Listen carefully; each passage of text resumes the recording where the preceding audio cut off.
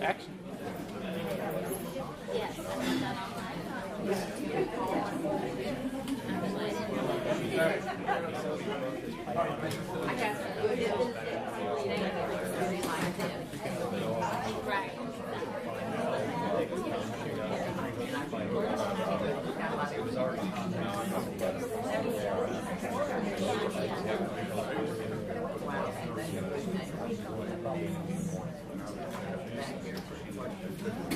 But anyhow, after the name. No, I just got it. I didn't even know about it.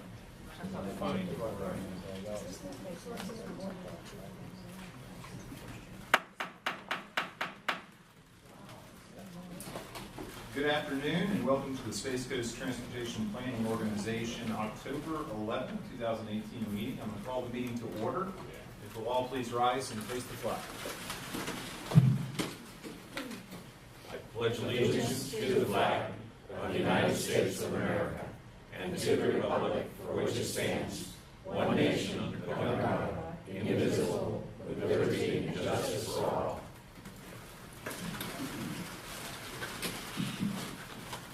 Thank you. We're going to move right into public comment for anyone who is here today who would like to speak under public comment. You can do so now for any non-agenda item. If you would like to speak on a specific agenda item, you will notice that we have a card that looks very similar to this. You can fill that out and bring it up here for the chair to consider. But we will entertain any public comment right now for anyone who wishes to speak on an item that's not on the agenda. It looks like we do have someone. So up here? Yes, ma'am. Those are magic tricks? I'm not that talented. And if you could please give us your name, I have a card. Yes. You can My please give name us is your name. Laura Lee Thompson, Post Office Box 307, Mims, Florida. I apologize. I didn't know I was coming to a meeting today, or I would have been dressed better. But I wanted to address the Titusville Causeway, specifically the southeast side of the Titusville Causeway. I grew up in Titusville, right next to the Causeway, so that was kind of my playground when I was small. And that part of the Causeway has been a major horseshoe crab spawning ground literally since the Causeway was built.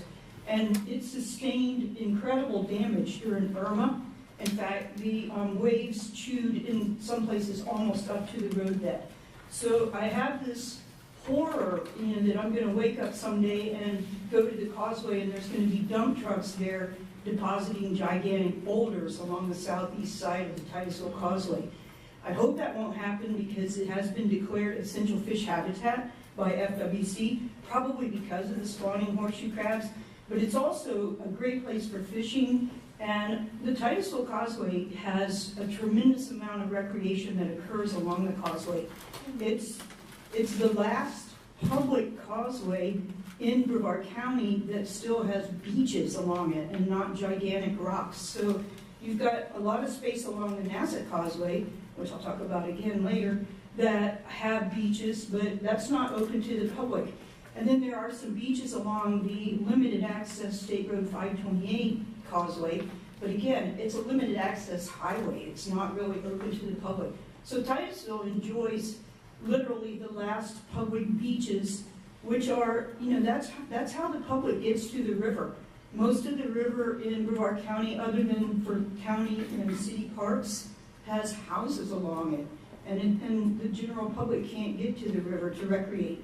So it's really important, both to me and to the economy in Titusville, that we preserve those beaches along the Titusville Causeway. So I would ask this committee, if you hear of anything going on with the Titusville Causeway, that you keep in mind the value of not only preserving, but enhancing. We need to do something to stop the erosion along the causeway so that we can keep those natural beaches there for the humans that like them and the animals, the shorebirds and the horseshoe crabs and the different wading birds that use that causeway as a place to feed. So I guess that's it. Thank you. Thank you. Thank you, Laura Lee. And Laura Lee, I do know you have a card in on 6C later on that item. Anyone else who wishes to address? Okay.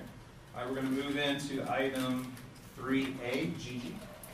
All right, so in your attachments, you will find the upcoming meetings for the Canaveral Port Authority and the Orlando Melbourne International Airport Authority. You also have a press release announcing American Airlines nonstop Philadelphia to Orlando Melbourne Airport starting February of next year, which is kind of exciting if you want to go visit Philadelphia. Also, you have the TPO's public engagement report, which is also included in your package for the month of August. One of the highlights includes our Bike Ped Education Coordinator, Ms. Kim Smith. She attended 14 Head Start centers and taught over 600 children about the importance of bicycle and pedestrian safety. And these are the very small children. So I think that's really important. At that age, they're like sponges. And if we can get that message to them, it's really important. There's also a status of projects report. This is new. Laura put this together, and it lists the status of studies and plan updates that the TPO is currently managing. And it also lists DOT reports. We're involved in a lot of DOT studies, a lot of project meetings, and Jamie typically gives us a status of construction report, but there are lots of DOT projects that are in the pipeline. They're in PD&E, design, and right-of-way, and so this is a work in progress. We will continue to add to this list, and it's just kind of a projects at a glance for you to have. And then finally, you have a newsletter from CFX on a very high-level planning study that's being done on the Northeast Connector Expressway Extension project. The project limits are roughly from US 192 on the south end in Osceola County to where State Road 50 meets 520 on the north in Orange County. And so a majority of this runs through the Deseret ranches. And the purpose is, to investigate and provide connections between the existing and future east-west corridors and how that will potentially tie into Brevard County. And also promote regional north-south connectivity. So they will be coming and presenting to you in February on the outcome of that study. So stay tuned for that. And that's all I have. Thank you, Gigi. Next on our agenda is item 3B, which is the Technical Advisory Committee, TAC, and the Citizens Advisory Committee, CAC report. Gigi? The TAC-CAC met on Monday, and you have before you a summary of actions at your place. The TAC-CAC recommended that the TPO board improve minutes from September 10th for the TAC-CAC meeting. They also recommended that you approve the 2045 Long-Range Transportation Plan, Public Involvement Plan.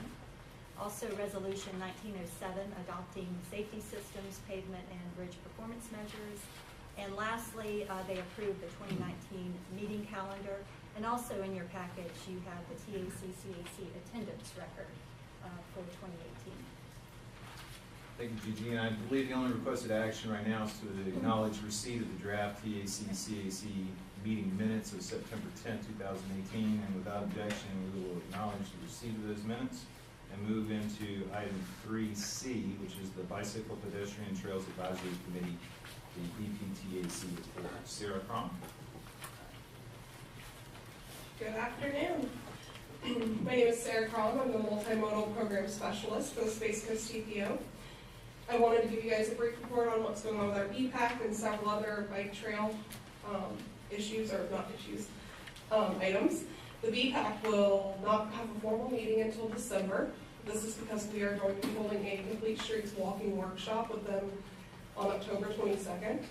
So we're going to take our BPAC out to Florida Avenue and show them one of the completed Complete Street projects that this board and our other committees helped make happen. So we really hope that it will empower them and get them excited about the power and the impact that our boards and committees can have on our community. So we will then have a formal meeting in December though. The Bike Ped Master Plan update is continuing to make progress. The steering committee met last week. We are currently reviewing existing conditions and the methodology of prioritization. Right now there is a Bike Ped Master Plan user survey out there. I would encourage everyone to take it, but then also share it with your friends, family, colleagues, anyone else that you know in Brevard County. We have about 600 people that have taken it already over the last month. I think we can at least double that and get the whole community involved in this plan. Finally, Mobility Week is coming up. Everyone should have received a really nice card at their station. These were brought to you by Space Coast Area Transit. They're a wonderful partnership, and they were kind enough to include the TPO in their marketing for Mobility Week. So it does have a list of Mobility Week events on the back. We encourage you to get out there and attend some of the Mobility Week events. And then also, we've been sending out a Mobility Week pledge to all municipality staff, or to some of our contacts rather at all the different municipalities, to try to encourage the staff of the cities, towns, and county to choose a different option of mobility that week, to get to work or run an errand or pick up their child from school. Is try just one other kind of mobility. That can even just be carpooling. So you're still in your vehicle, but you're ride sharing. So keep your eyes out for that in case it crosses your desk. Help encourage your city and county and town staff to get involved in Mobility Week. So, thank you. Awesome. Any questions? All right, seeing none, we're going to move on to item 3D, which is the Florida Department of Transportation report. Jamie.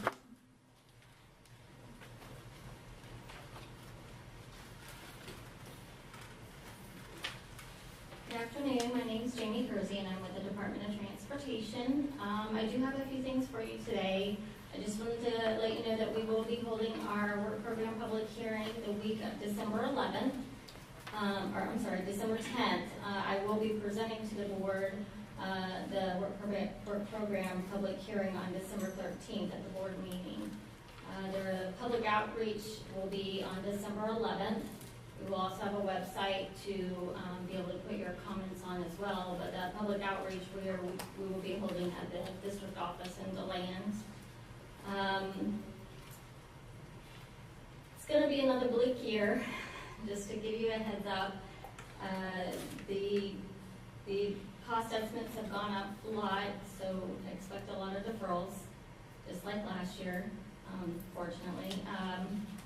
But on a bright note, the Space Coast Trail has been funded for design. They were able to get some trail money, so we do have that funded for you. And we're still looking, and that's on the east-west segment. And we're still looking for funding on the 16 miles of the remaining segment. And I was also able to get all the projects that were on the TPO's SU funding spreadsheet. Those were in here also. So that's all I have. Jamie, when you said that the Space Coast Trail design was funded, are Yes. you suggesting it has been advanced? No, it's funded in 2020. 2024 design. Yes. That would be an advancement. We were 22. I'm sorry, you're right. So the design funding has been advanced from 22 to now 20. 220. That's fantastic news. Yes. Thank you, thank you, thank you. Mr. Chairman, may I ask Jamie a question? Absolutely. Jamie, you don't normally take questions down here, but just a general one.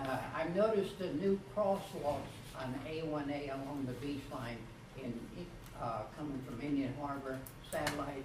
Are there any plans on continuing them north into Cocoa Beach and Cape Canaveral? I know they've been doing a lot of studies on that, so they're working on it.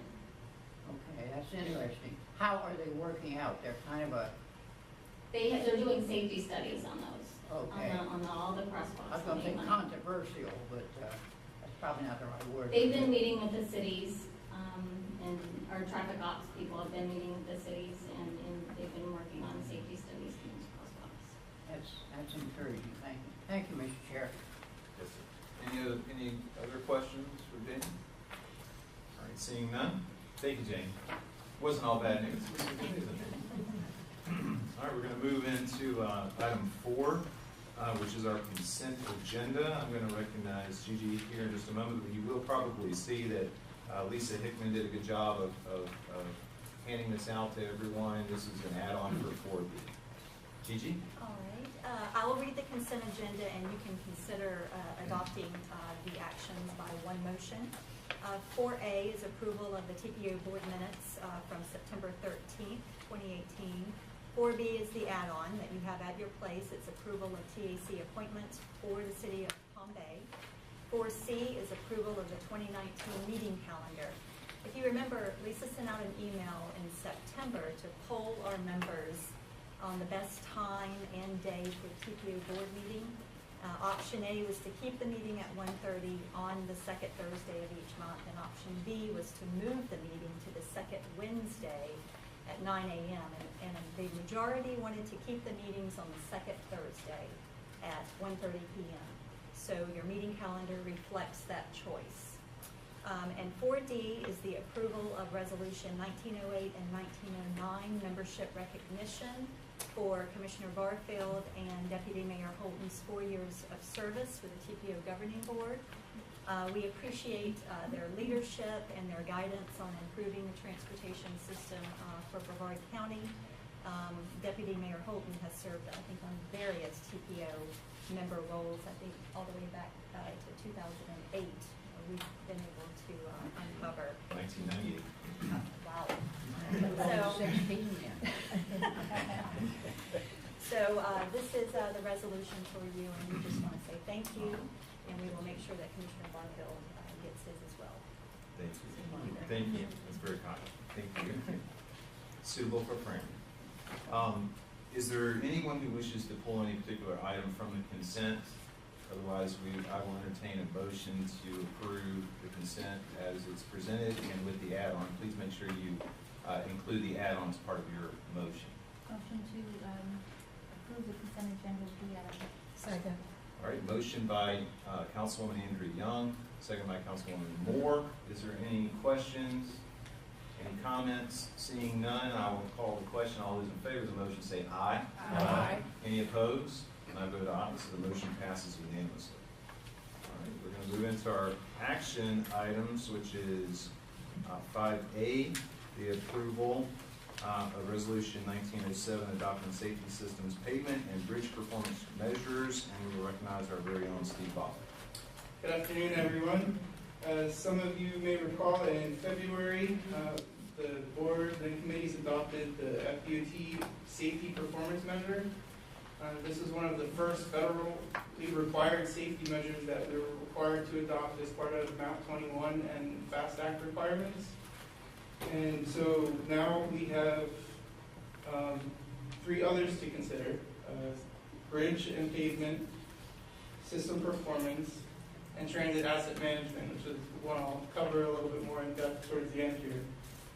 But again, this is all a nationwide program to get all of our states on a level playing field with all of our performance measures. Florida has been doing a great job. FDOT's been doing a great job. We've had performance measures on ourselves for years, and so this is kind of just trying to get the whole nation on a level playing field.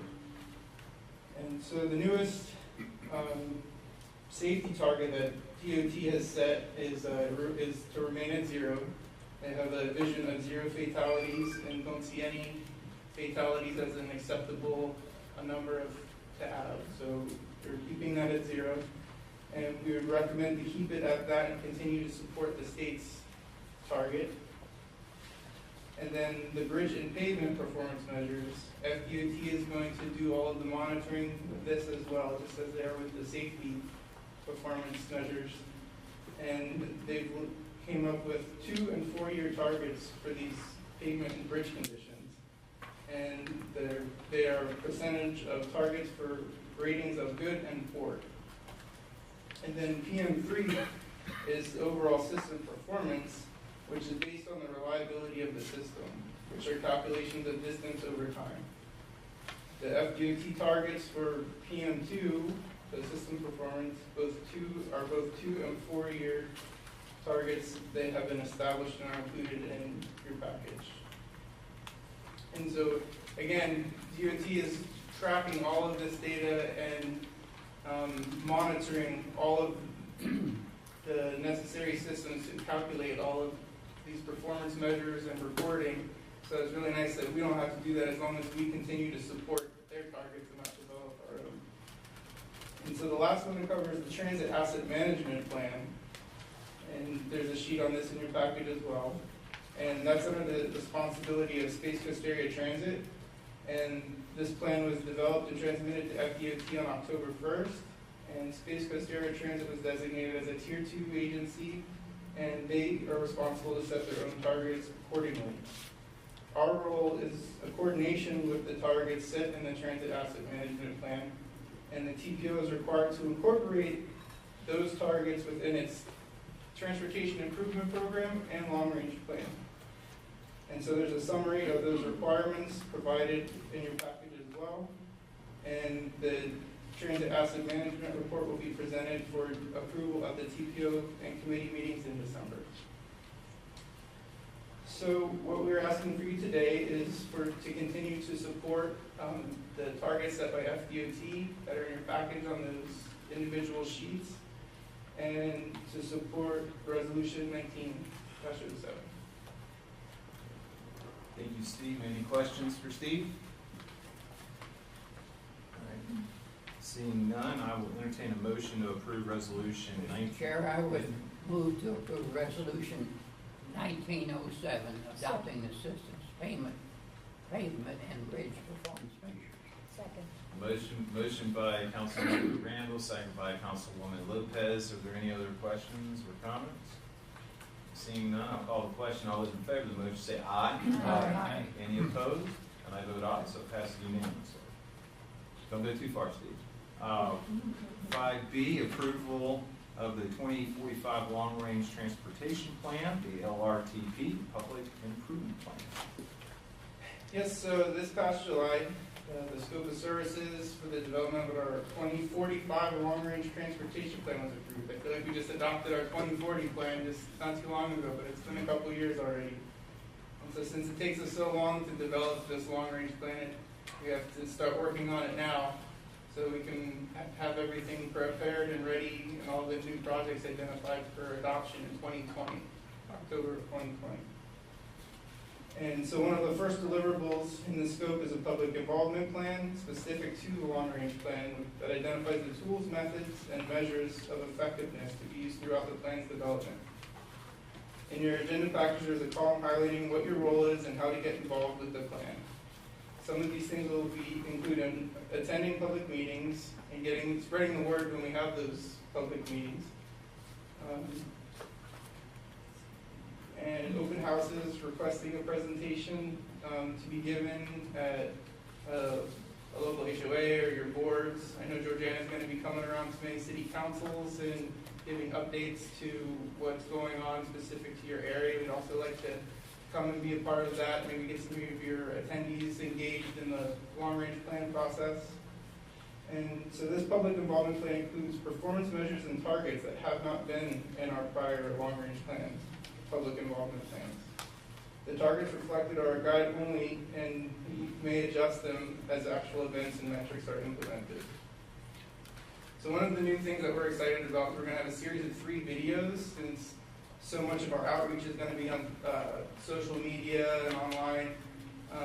We're going to have some videos developed by our public involvement firm that we have on as part of this contract to develop some videos that'll be eye-catching and hopefully get some more people involved, maybe some of the younger generation, millennials, to come and give us some of their opinions and take part in the survey and let us know how everyone wants to get around in 2045. And then, so we will also use the overall plan to solicit feedback and measure its overall process and success. Lastly, you'll find the schedule in there as well for our overall LRTP. And we're currently working on developing the public survey, similar to what we did last time, because we want to know what the citizens want and how to incorporate all of their comments and to make sure what we're planning on is realistic and that's what our community wants. And so once the survey and website are complete, we'll launch those. In our first round of public meetings, are anticipated to be scheduled in January or February of next year, give or take a month.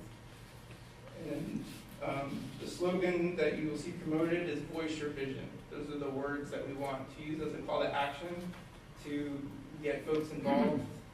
And we will hopefully have the first video and the survey ready for its unveiling at our December meeting for you all.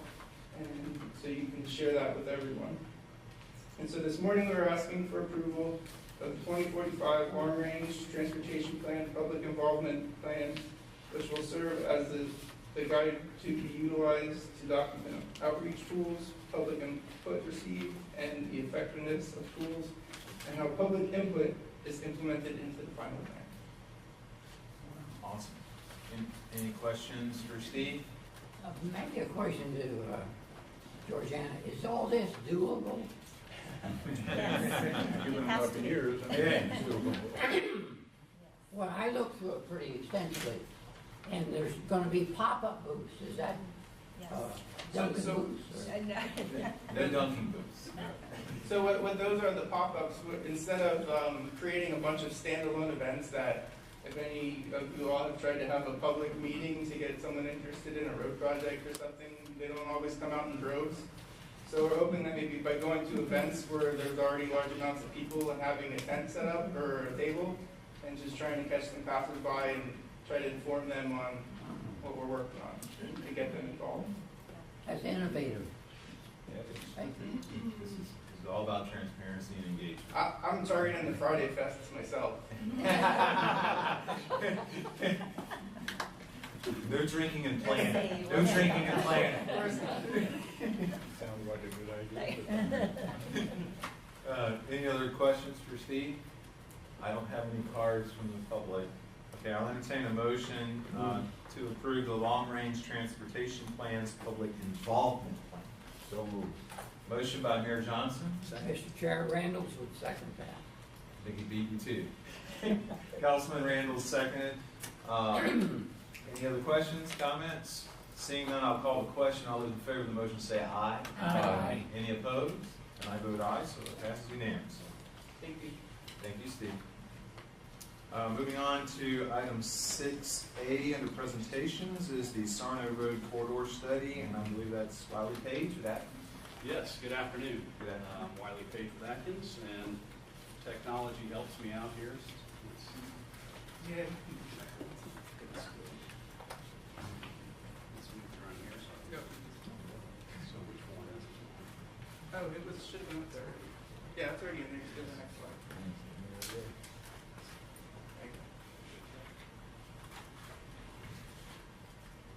It's really great when it works right. We're going to try to show you a video of an intersection improvement later, so we'll really test it out. There we go. All right. So good afternoon. My name is Wiley Page. I'm with Atkins. We're one of your general planning consultants, and we've been tasked with completing a corridor study on Sarno Road from O'Galley all the way out to US 1, so the entire length of the corridor. And we were tasked with looking at ways to make it safer and improve operations, but really focusing in on bicycle, pedestrian, and transit issues along the corridor. So that was our big focus. We came up with something a little different. As Steve just said, it's kind of hard, even when you're talking about a road right out in front of somebody's house, to get them to come out and talk to you. So we didn't want to drag this out in a traditional way where we'd have a public workshop, tell everybody what we're going to do, we'd go away, we'd come back, show them the existing conditions, get some comments, go away, come back. So we did a charrette. We did a 3-day charrette, very intensive work effort, where we did all of that in actually 4 days. So the public was involved with us for 3 days. And they were actually able to come in to the O'Galley Civic Center if they wanted to, which we had some people that did, and work with our planners and engineers to come up with concepts to improve the conditions along Sarno Road. So of course, you know, we have to have pictures, not to skip through it, but we had various different ways for people. Some people wanted to sit down and talk with us and tell us a whole lot about why they're there and how long they've been there. Other people just wanted to come in and see what we were doing and left a comment form, and we were able to get their input that way. Many of the things that came up should probably will not surprise anyone. A lot of automobile-related issues with delay at intersections, speeding, poor road conditions as far as the pavement goes, bike ped improvements. You know, the sidewalks are narrow, at least they're there, which is a bonus. There are no bike lanes. Everybody was very much in favor of a multi-use path. We proposed some beautification to create some shade and to begin to deal with some of the minor drainage issues that are out there, which is some of the stormwater issues. And transit. There's a lot of transit use along this corridor, but there's only one location, one stop that has a shelter. We also did a survey, and I think this is the same group, I'm positive it is, that is going to do your long-range plan survey, and I can't say enough good things about this company. They are able to hawk you down online until you fill out a survey. In this case, we actually had almost 800 surveys done of people who were fairly confident live and or travel through the Sarno Road corridor, because they're able to kind of track where people are with their phones and whatnot, geofence the area, and target the input. And I have a few slides. We have a whole lot of questions that we asked that will be detailed in the final report. The traffic delays along Sarno Road was the top issue, along with bicycling and walking along the corridor. We asked folks if they'd like to see improved sidewalks, and overwhelmingly you can see here that was a very important topic, as well as improving bike conditions along there. This question actually dealt with bike lanes. We did investigate that, and due to the drainage that's out there, there's curb and gutter. The cost of adding the bike lanes was pretty significant, which is why we're recommending multi-use paths. The most important thing people would like to see done is to improve traffic safety. There are a lot of accidents at various locations along there, wider sidewalks, and better bicycling conditions.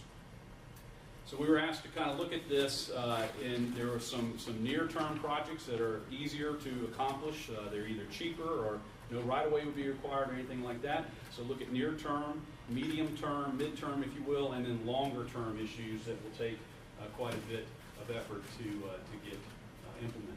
So landscaping, and I have some renderings that will show all of these in a few minutes. A mid-block crossing to help.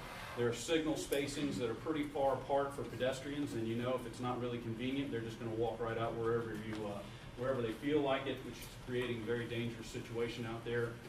The railroad crossing needs to be upgraded. There's only a crossing for pedestrians on the south side. Sidewalks are not there.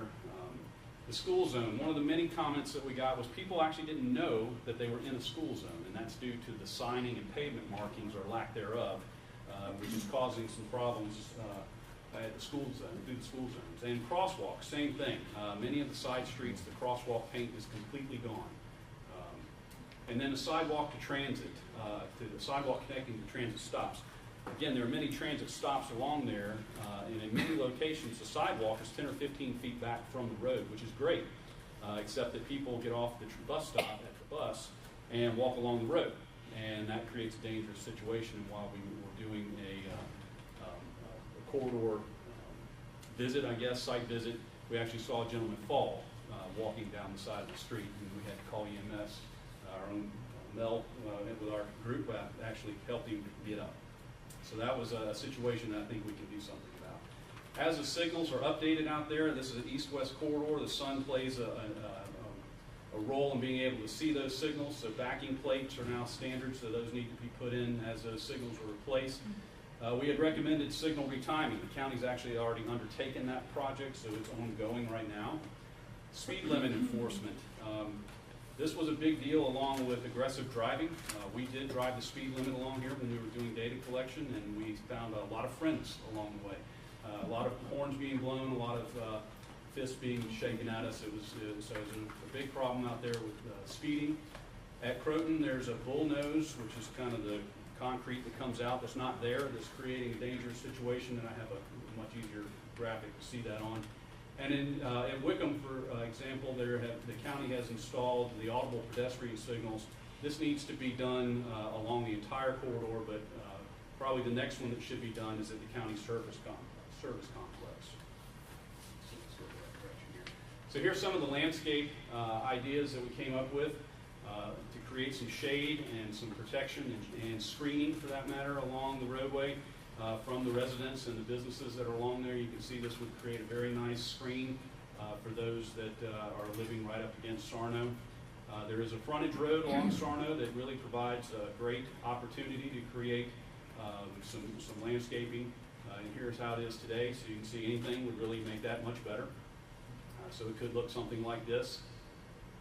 And then there's a brand new retention pond that deals with the right turn lane at US 1, and we would recommend continuing to landscape that and in fact create a gateway feature so that as people get on Sarno, they feel like hopefully they're somewhere else, and maybe that's a great way to slow them down. It would help with that as well. So some of the bicycle pedestrian issues, there are a few gaps in the sidewalks that need to be closed. It'd be nice to have, we're recommending some enhanced lighting out there so that it's easier to see folks that are along the roadways, with some median refuges and a mid-block crossing. And I have another graphic that will pop up in just a second with that. And then a shared use path west of Wickham. This one was a little difficult. That's the state road section. Everywhere else we have a lot of right-of-way, not there. So this would need to be done as part of development and redevelopment efforts along Wickham, as part of the site plan development. That those developers are required to build that path, and then again enhance the railroad. So here's the mid-block crossing. This is at the Family Dollar. So this is the way it looks today. This is the way it could look in the future. It would not be a traffic signal with a red light. It would be something of a hawk system or a pedestrian push-button system that would flash to tell drivers to stop. There is a pedestrian in the crosswalk. So again, enhancing the pavement markings in the school zone along the way. You can see here, this is very indicative of a lot of the cross streets along there. There's no crosswalks, and this is a typical bus stop. Nice pad, no connection back up to the sidewalk, and no facility or no amenities. And this is how you can see the backing plate will really enhance your ability to see those lights in low light, and it actually helps when the sun is directly behind them as well. The retiming is ongoing. This was my favorite picture of an aggressive driver. There's a lot of that on Sarno. There's certainly a lot of it throughout the county. You're obviously not alone in this. This and distracted driving are probably the two biggest things that are causing crashes on our corridors today. Speed limit enforcement, the majority of the road is 35 miles an hour. That is not the speed that people drive out there. It is easily 45 to 50 miles an hour, pretty much along the entire corridor. It's a long straight road with only a few signals. So that's something that could be taken care of right away. This is a median that is just to the west of Wickham, so on the state road segment. Walmart is just up to the north.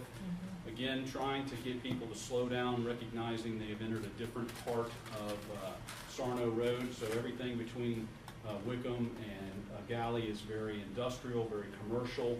And then from Wickham back to the east, it's obviously very residential, very mixed use.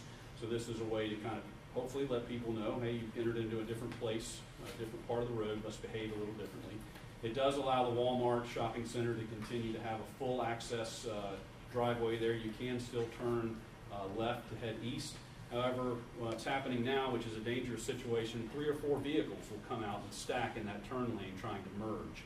Not a very safe situation. This will prevent that from happening. It will still allow one vehicle to do that. So it may, in fact, we believe, entice people to go back up and use the light at Wickham and come out that way and avoid this area, which would be what we would want. Many different ways to do this. We had some people suggest that could become a sight distance problem, but you can accomplish the same thing with very low vegetation. Mid-term, so this is kind of a longer term, replacing the sidewalks sounds really easy, but it's actually kind of expensive to make 8-foot sidewalks, so that's why it's in the midterm. You do not need right-of-way along the roadway to do that. Part of the road from US 1 up to Croton needs to be resurfaced. Again, develop maybe a county-wide PSA for aggressive driving. Install the amenities at the traffic stop, the transit stops. Again, there's no shelters except for one. Again, that's what they look like. All right, so here's what it looks like, why we need some repaving.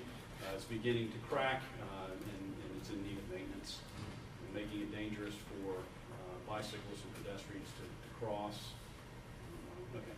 So here's the only shelter that's out here. It's a very old shelter. It's been around for quite some time. There are actually chairs in this that are maintained by the local neighborhood folks. So We'd like to see maybe some updated amenities along here, but to help shield people from the rain and the sun and give them a safe place to wait on transit. There's also a park and ride facility at the west end that's not currently served by transit, but as they review their routes in the future, they should probably consider maybe adding service to this park and ride to maybe take a little more advantage of having that there. Longer term, again, the shared use path along Wickham, or from west of Wickham, again, because it's mainly going to be done by the developers as they come online. The Sarno Road at a Galley intersection reconfiguration, I have some graphics that will do a much better job explaining that than I will. One of the things that came up at our public workshops was a possibility where it's a 4-lane undivided down between Croton and Apollo, looking at making it a 4-lane divided. There is right-of-way that is there, but because of the drainage issues, we really felt like that would be not a very feasible thing to do. You would have to mitigate for that additional right-of-way or additional pavement, which could require ponds, which in that area, if you've seen a map, it is almost completely built out, and it would require taking something, whether it's a commercial property or in all likelihood it would be several residents. So we don't think that would be a very feasible thing to move forward with at the present time, but we did look at it to see if it would work, and from a technical standpoint it would. I don't think from a political standpoint or a neighborhood standpoint it would be a thing to do. So here is the O'Galley at Sarno Road intersection as it currently is today. This is what we would recommend doing, which kind of almost puts it back to the way it used to be. The roadway down along the southern end is where the old right-of-way is for Sarno, and we would recommend taking that westbound to southbound left turn out of the current intersection and moving it down to a new intersection. It would be signalized, and they would be coordinated and linked together so that movement would happen. All right, hit escape, and we're going to show you the video we came up with that kind of illustrates this. So here, I hope everybody can see. So we have a truck and some cars that have queued up at that southern intersection, and now they get to go, or the western intersection, and they make that movement. So we're taking that turn, that left turn onto eastbound Sarno out, which allows that intersection to function much better in the future.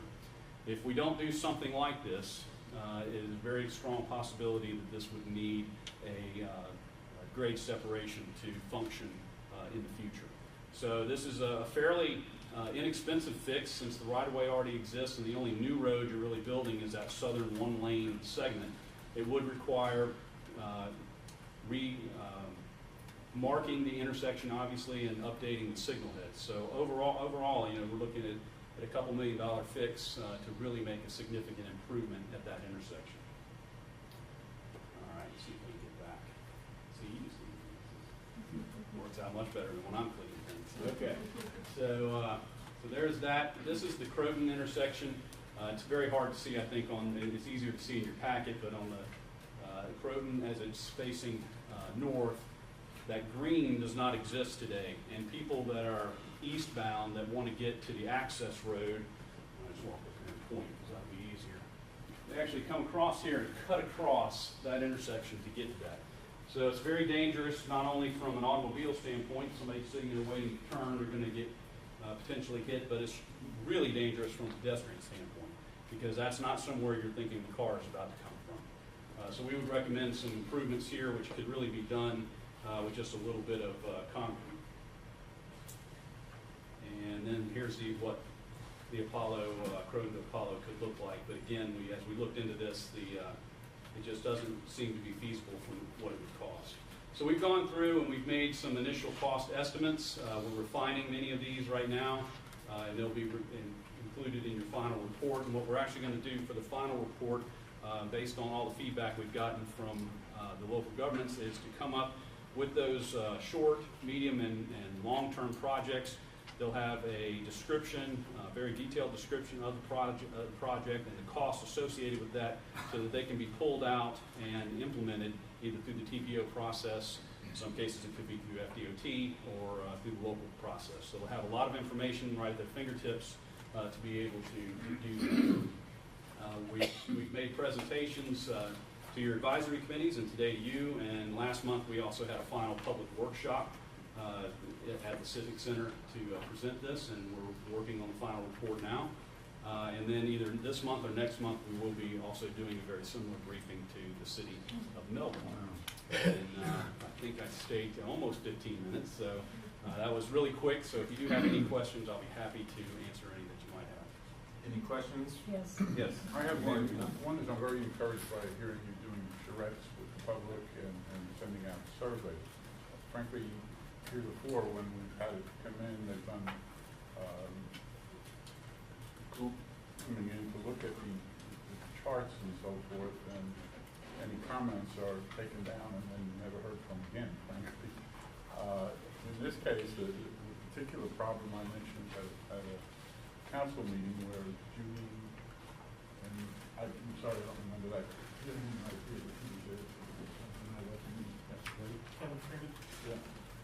And is 406 from Singleton to Indian River Avenue.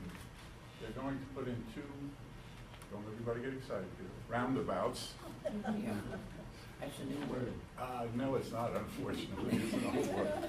One up by Singleton and one with 406 meets where the bridge is going over a little bit before it. But, and the second one, the one that's US 1 is what it is. US 1 is divided there, so they're going to do something called a peanut shape. Yes. It's very controversial.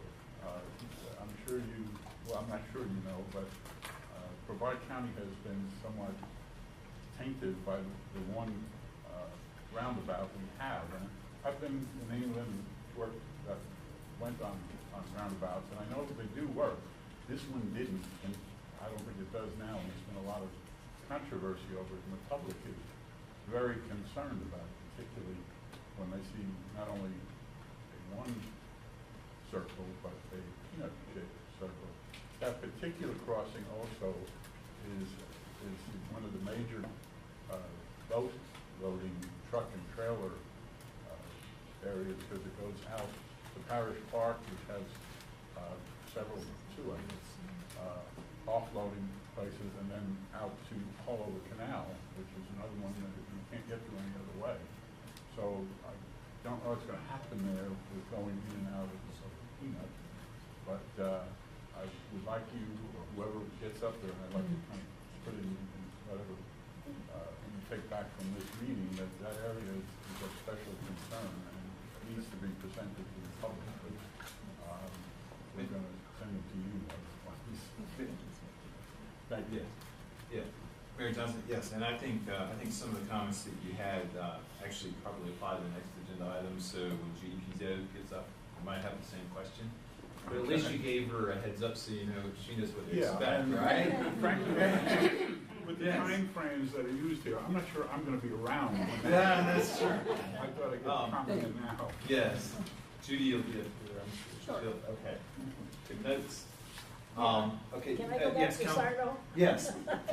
Councilwoman Moore, then Councilwoman Young. All right.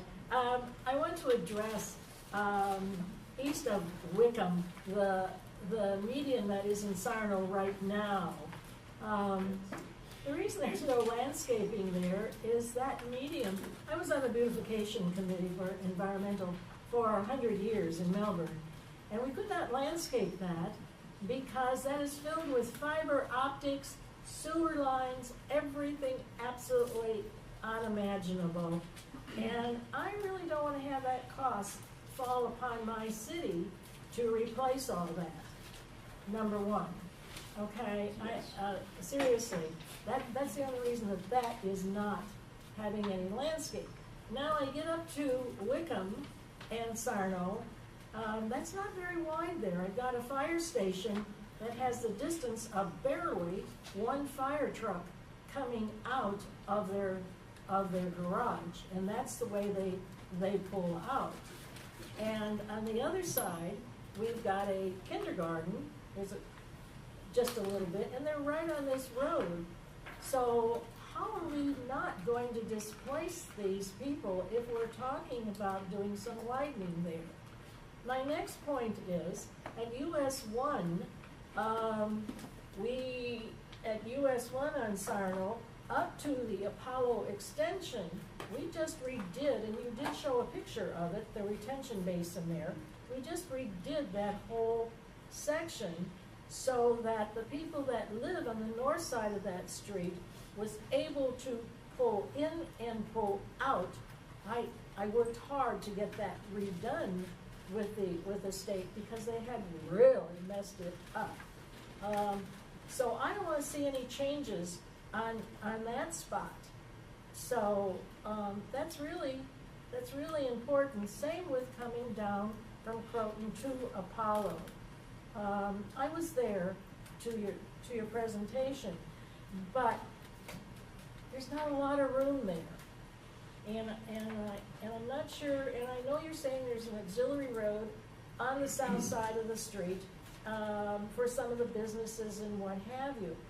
But I don't want to lose that auxiliary road.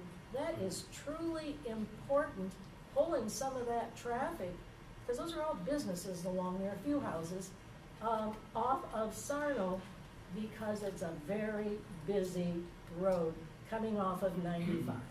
I mean, it would be great if that service road extended the entire length, without a doubt. And we're not proposing that anything happened to that.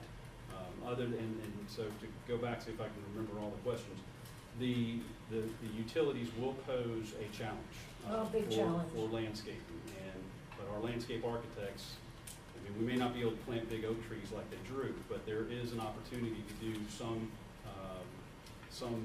landscaping along the corridor there, being sensitive to the utilities that are in the ground. We couldn't put in any trees. We could put in, and this was a state, there was nothing that would have a deep root system. There could, and we're showing trees here. Yes. And so this is going to be, as I say, a true challenge, unless you're going to take over the cost of moving all of this stuff that nobody really knows what all is there. And there is a significant amount throughout that entire corridor. But no, I mean, certainly we could propose that you take that on as a cost to move it, but we would not, that's not part of our recommendation. So there are opportunities along there, like I said, to do landscaping in various areas, not the entire corridor. And I'm sorry if I made it sound like the entire corridor could be landscaped. It cannot. There are areas where that cannot happen. As far as widening the road around Wickham, that's not part of the recommendation at all. There's no widening recommended with any of this that we have done.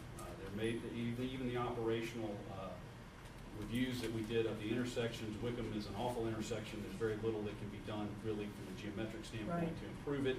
All of the other intersections, with the exception of the Orgali intersection, are functioning at an acceptable level from a vehicular standpoint anyway, and we anticipate that to continue. So we do not have any recommendations other than the signal timing, which obviously does not impact the geometrics of it.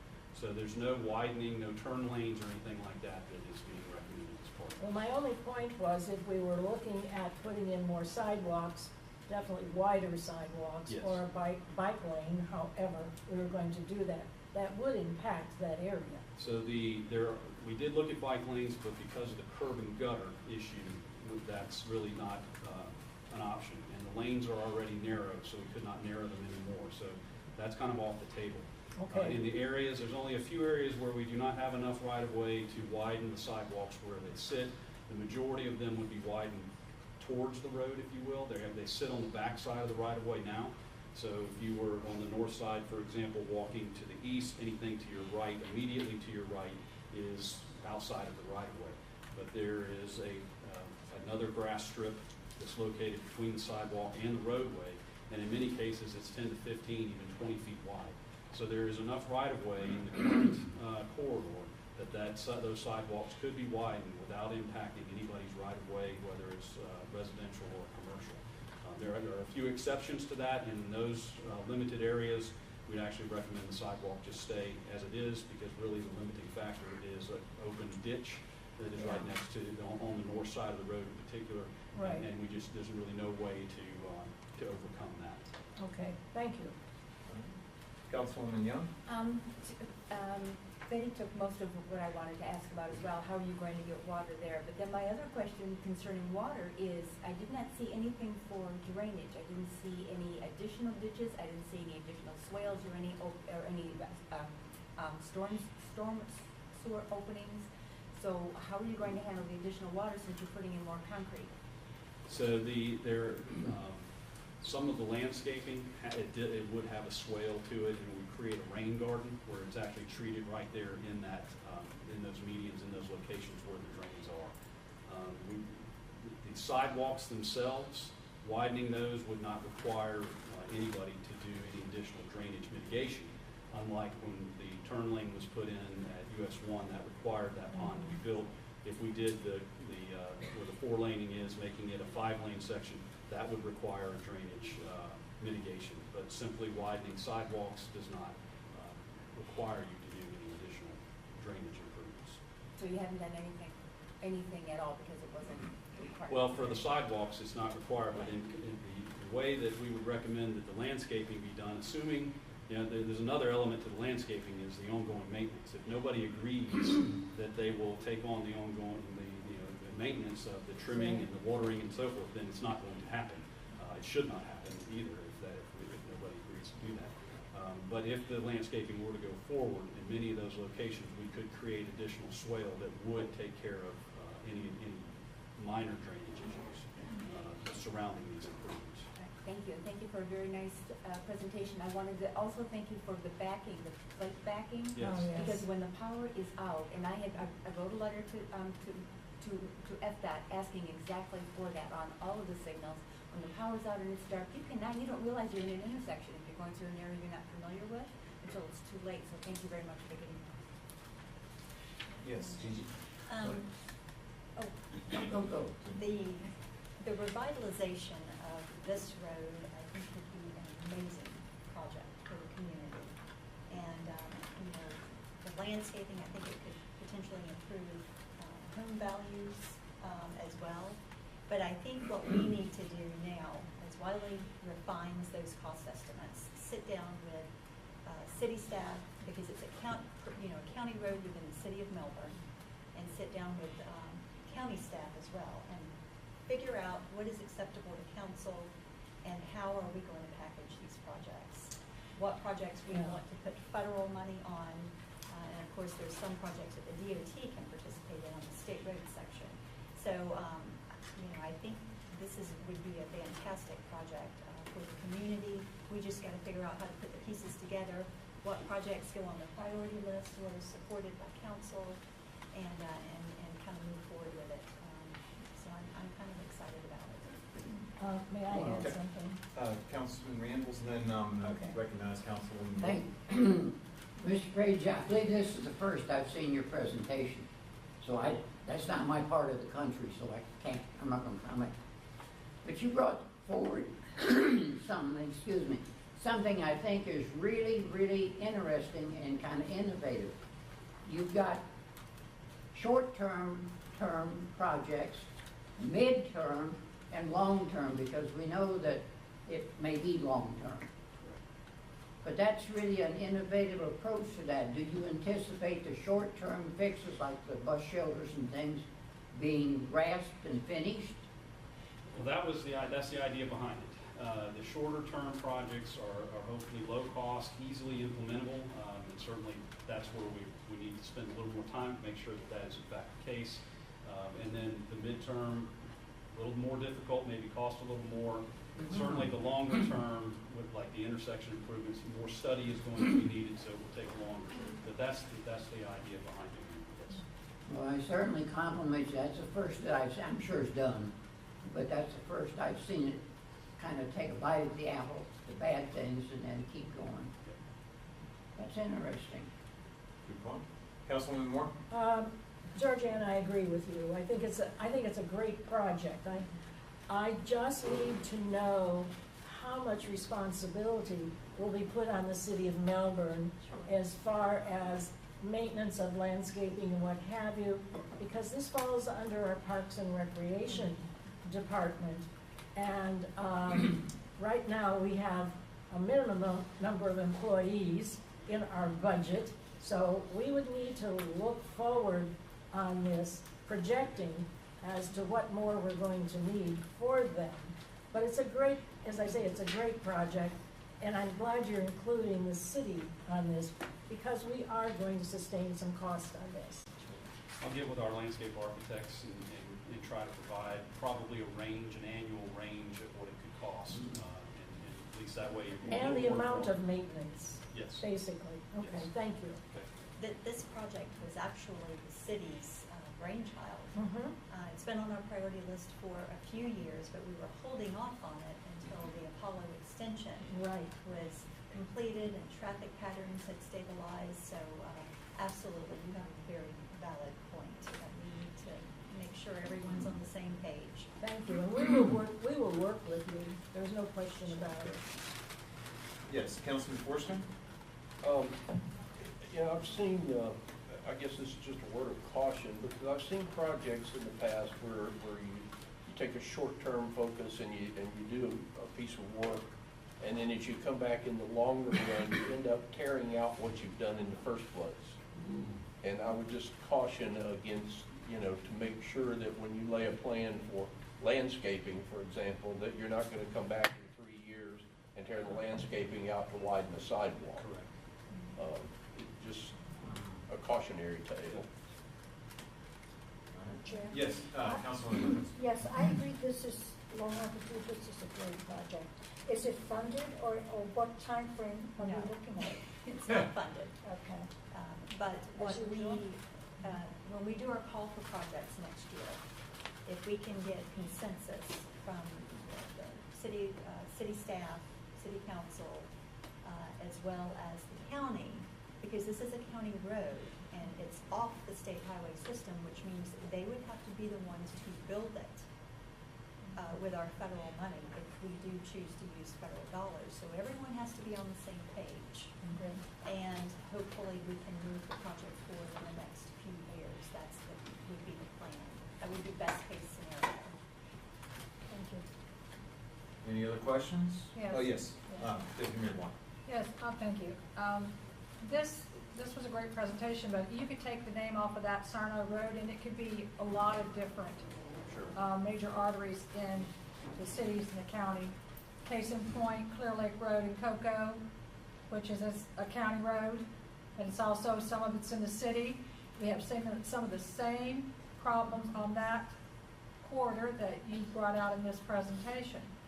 So I just want to go on record as stating that at some point in time, I would like to see this board, prioritize some of these projects a little bit more, let's narrow them down, because this is an area of Cocoa that I feel has been, I'm going to be blunt, neglected.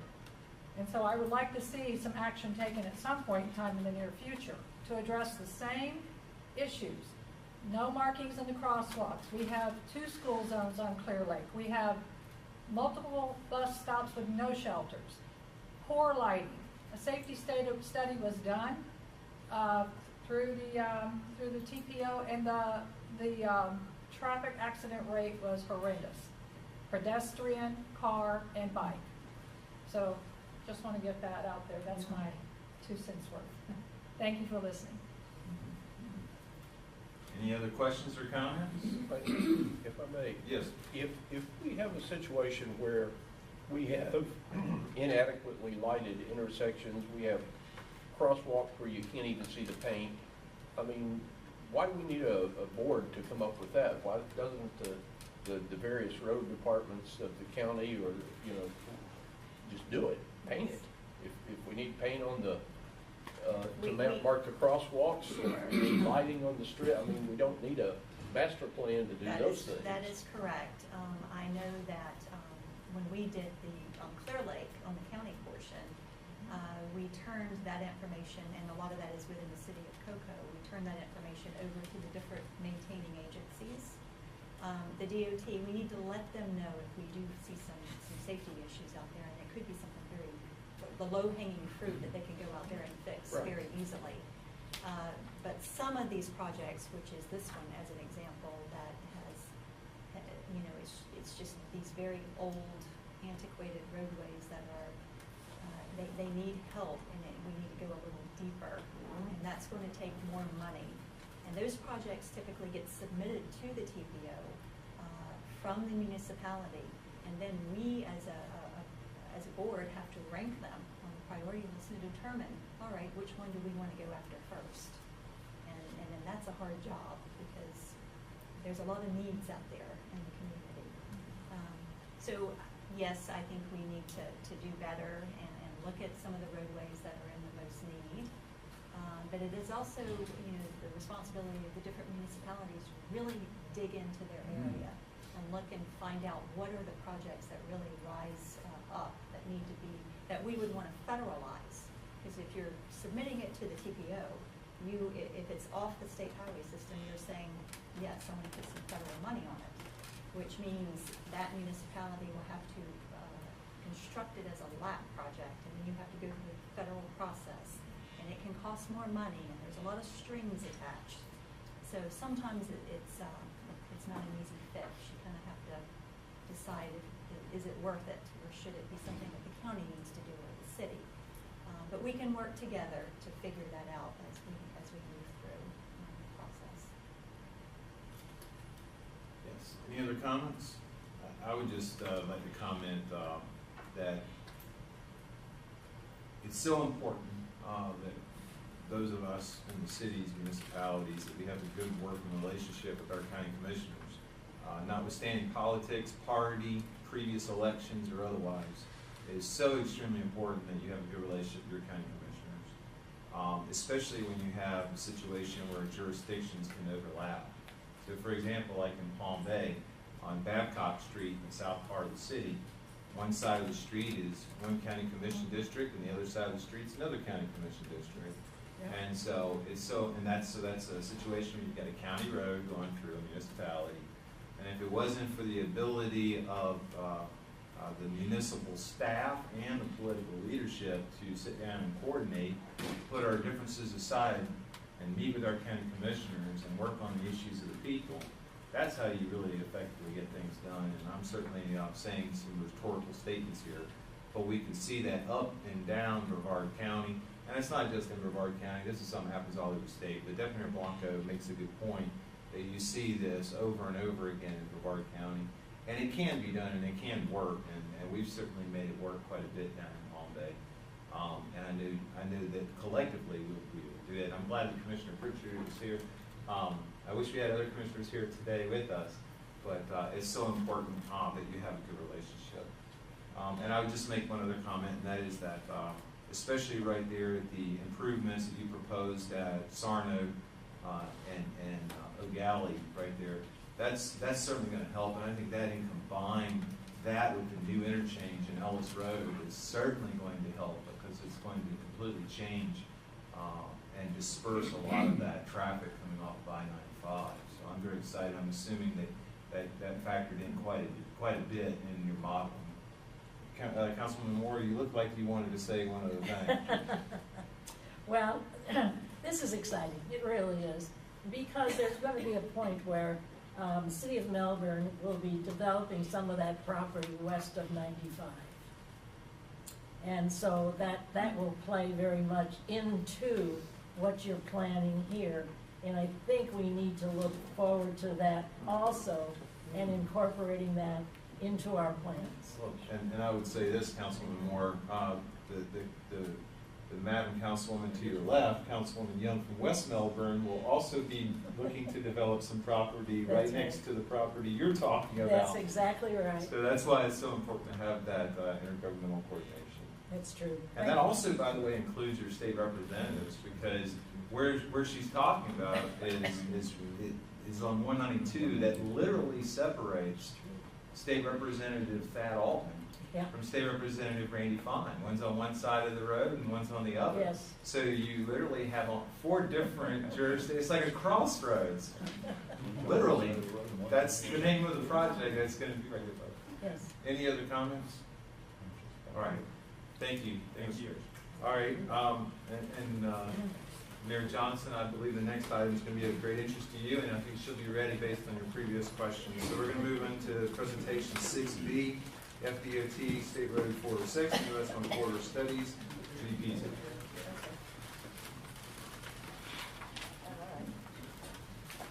Can everyone hear me all right in the back? Okay. Good afternoon. I am Judy Pizzo. I'm planner with the Florida Department of Transportation and the project manager on these two studies, not just one. They have two separate federal ID numbers or finance numbers, and we ran them concurrently because the proximity. They're in the same city of Titusville and had pretty much all the same stakeholders. So save some time and money and do it together.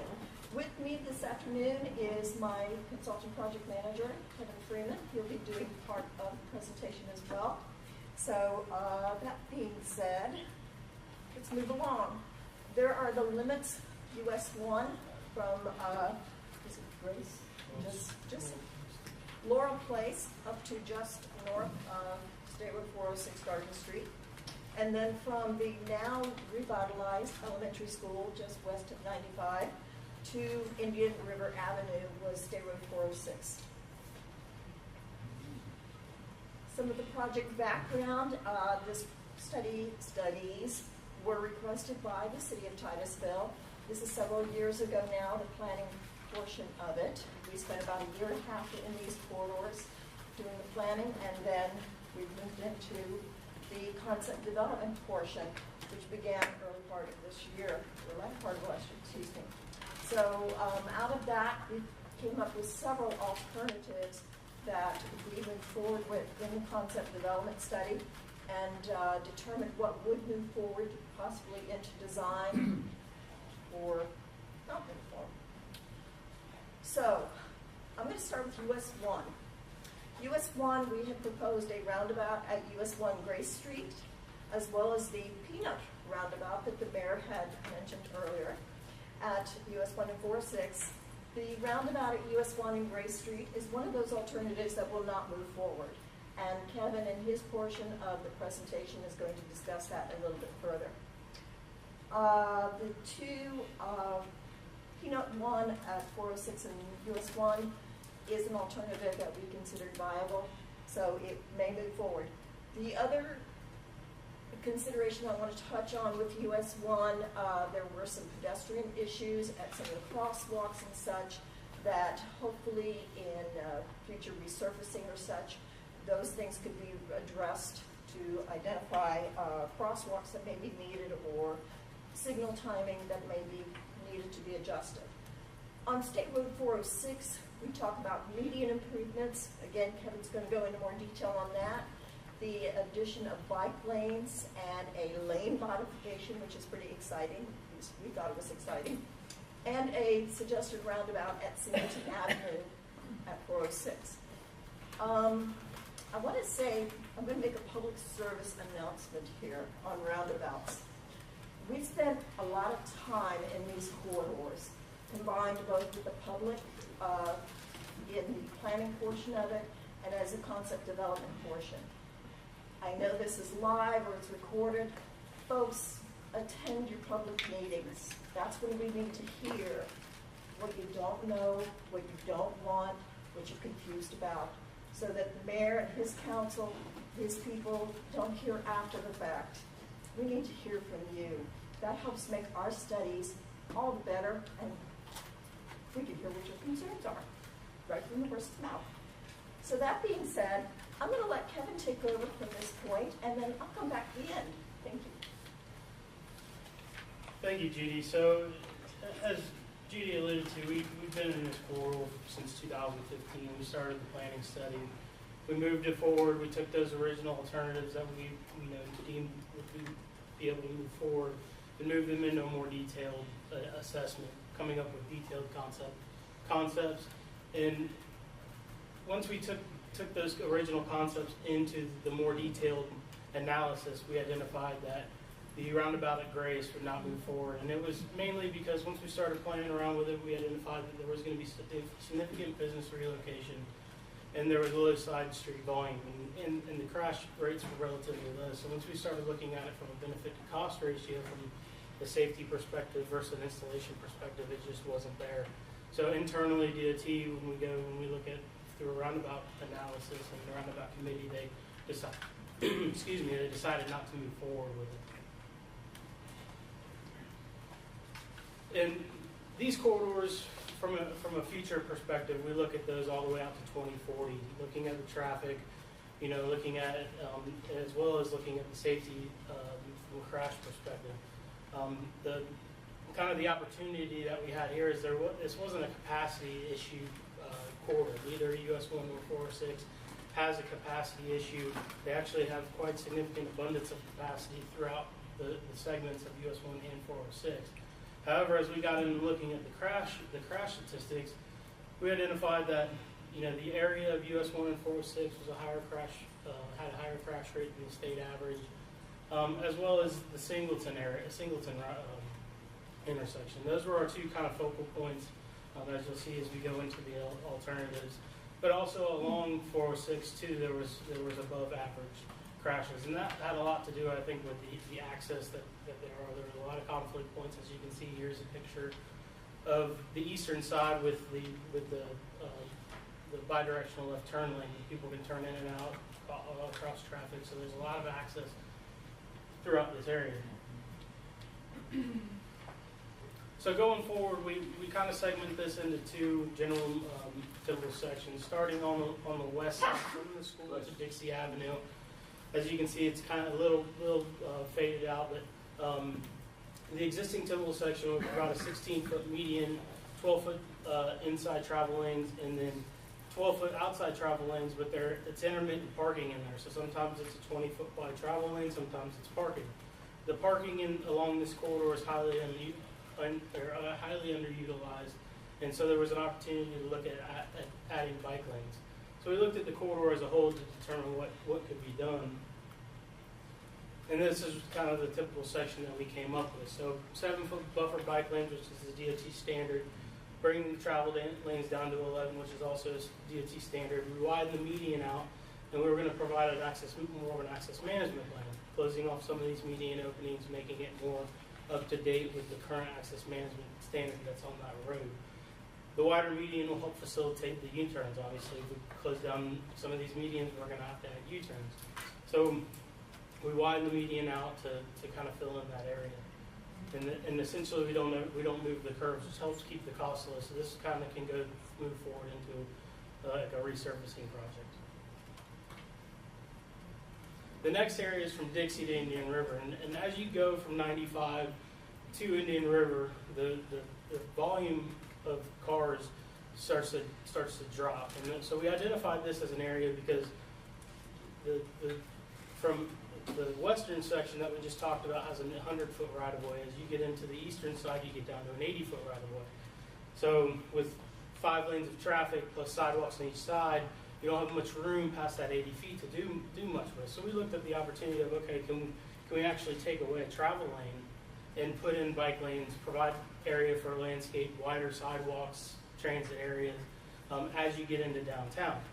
And just to let everybody know, as you go west on over the bridge into the Max River Bridge, it's 2 lanes that way. So you would pretty much be essentially extending out that pass all the way up to Dixie to a 2-lane roadway. And that would look something like this. So from a future capacity standpoint, this still works.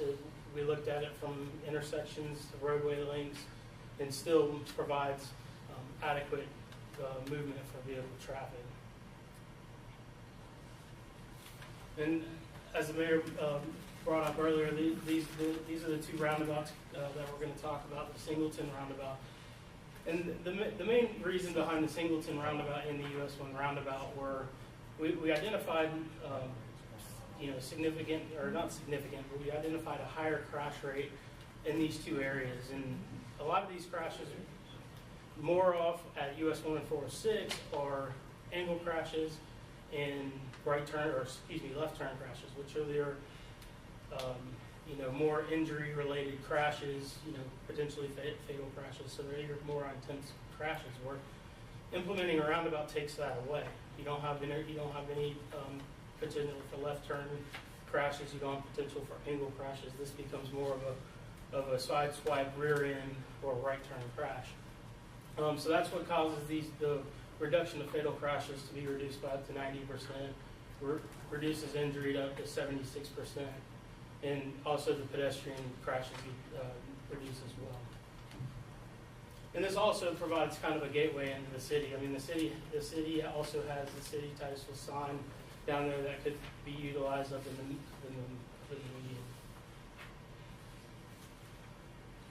This is one that came through in the original planning study, and it was kind of identified as, I don't know if this will work, but it could potentially provide a significant benefit. So when we got into this portion of the project, we decided let's look at what kind of safety benefit versus what's the cost to build this thing, and see if it provides a cost or a positive benefit to cost.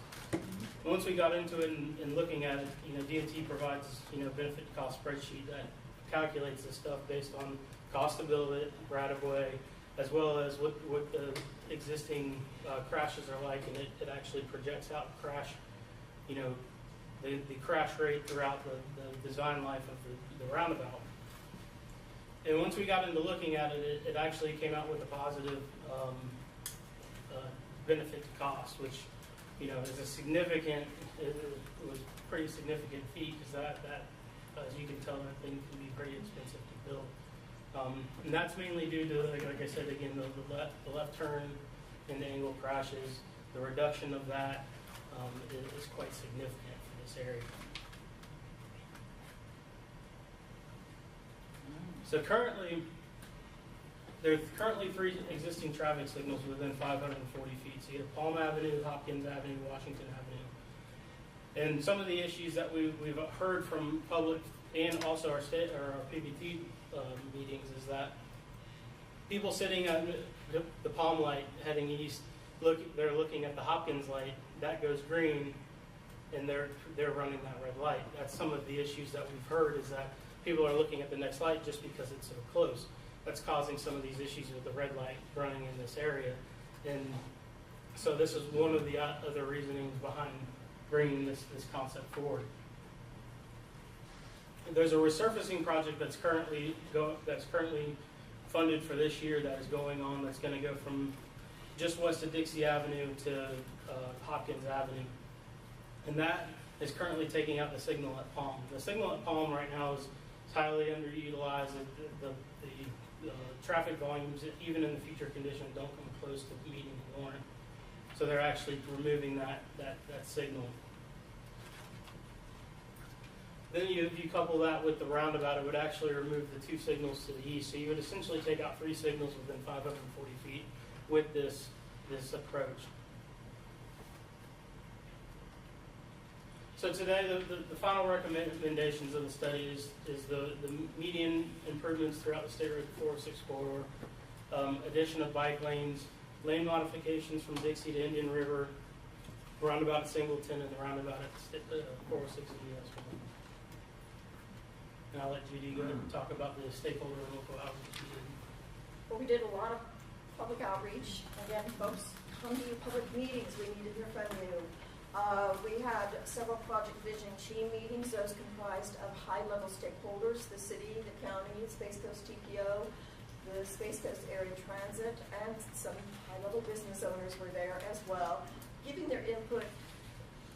You work here, you live here, you know these corridors much more intimately than the department would ever know, so they were very valuable in that. We held our last public meeting on September 20th. It was well attended, given that there was a parade going on that night too.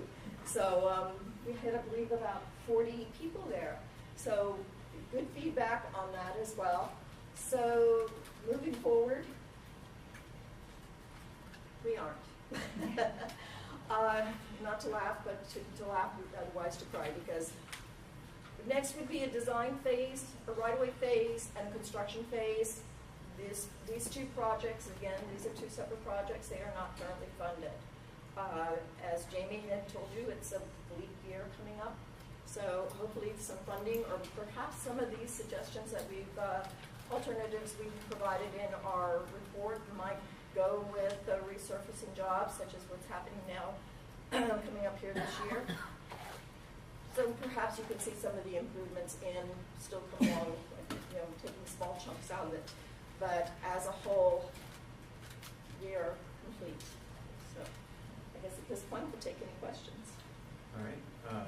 Mayor Johnson, did you have some I don't have questions? any questions, as I said. I didn't know how long this would take to get done, You apparently. got your own polo field up there.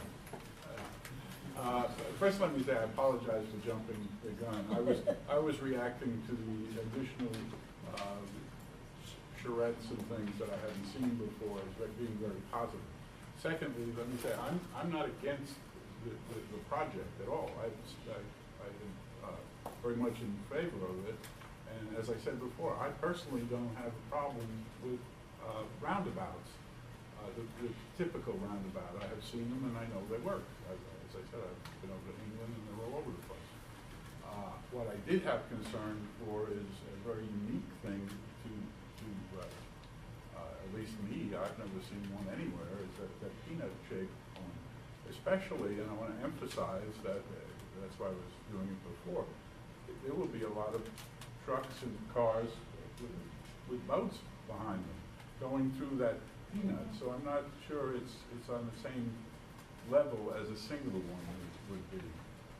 All that being said, it's not going to happen for a long time, but I did want to put that information in so that you can examine that when the time comes. But as I said before, I may not be here. Thank you. And we do design, and I'll let Kevin talk on it more. He's the engineer portion of this. I'm the planner, so I'll let Kevin talk about the science of roundabouts. So, and me personally, I have a boat, go over to the coast a lot, so trust me, I want to make sure I can get my boat. So I've looked at it, and the DOT's requirement for that is looking at an 18-wheeler truck. And we actually have turning paths and built it based on turning paths. So we want to make sure that all the local goods can get out there. We've also heard expression, that the NASA tows out a lot of big pieces of machinery that can go across there. And that's one of the benefits of the truck apron. And one of the roundabouts I mentioned to you on the city was the State Road 44 Grand Avenue that they just completed. And Durstress brings a lot of huge trucks down there, and there were a lot of concerns with that particular roundabout for that reason. That's a single lane, so there's not much movement. But they kind of flattened out one side, and they just towed the big piece of concrete through that area and breeze right on through, and they use the truck apron to do that. And that, so there's a lot of design things that can be done to make sure that there's no issues, with that perspective, from that perspective, as well as signing. There's some signing that can be done to make sure anybody that comes up kind of understands what's going on, some diagrammatic signs that we could put out. And then also there's this concept. Where this concept came from was up in Carmel, Indiana. They actually have a whole roadway system that they turned from an arterial roadway that was signals all the way up and down, and they made it almost a highway now. And they've made interchanges that are these roundabouts to make them really tight so they can fit them in there. And they use these roundabouts for the interchanges to get people up and for the interchanges. So that's kind of where the concept came from. Again, I just wanted to forewarn you that as soon as several years ago, about 2 years ago, it got on social media about the peanut shell one, or the peanut one, and there was, we were inundated with what's that all about and so forth. We're not qualified to deal with it as you just did, and I wanted to give you the other night and now heads up on it. And so I did it for that purpose. Well, you can refer them to our CFL roads. The project, both the planning and the concept development study for both of these studies is up on CFL roads. It's the department's website where we keep all this literature and how we got there and our contact information. So Mary, you can refer them to that and I think I'm going to take refer care of to them the for time you. frame that is going to happen. And stop the questions at that point, but thank you. Thank you. All right, any other questions? Any other comments? Gigi? One thing, I just wanted to remind everyone how these two projects came about. They were submitted to us by the city of Titusville. And because they're on state roads, instead of us getting our consultant to administer it, we asked the DOT to do it, they paid for it, they did it. And so now we do have some recommendations, and so we are anxious to find out what council supports, and would like to get these projects put on our priority list the first part of next year.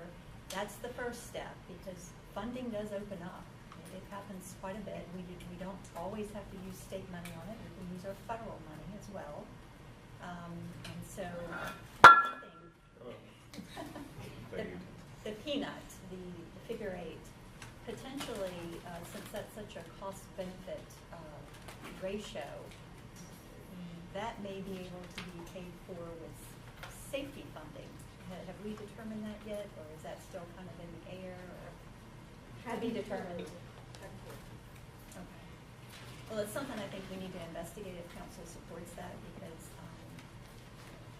I know it's different, and I know that our citizens don't like change, but if it is something that everyone is okay moving forward with, and we can use safety funding to do it, the federal safety funding, that's more on a fast track, and that would be a quicker way of getting something done right off the bat, and then we can move other projects forward.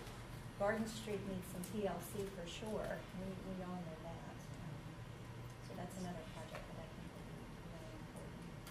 Again, Yes, Mayor? I want to emphasize, I'm not personally against the project. I'm in favor of the project. I can't speak for council, because this council hasn't seen it. When do you present to council?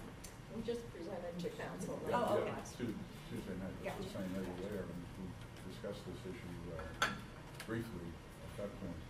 But you're right, Garden Street needs a lot of attention there, but I did want to forewarn them that there is a problem with that.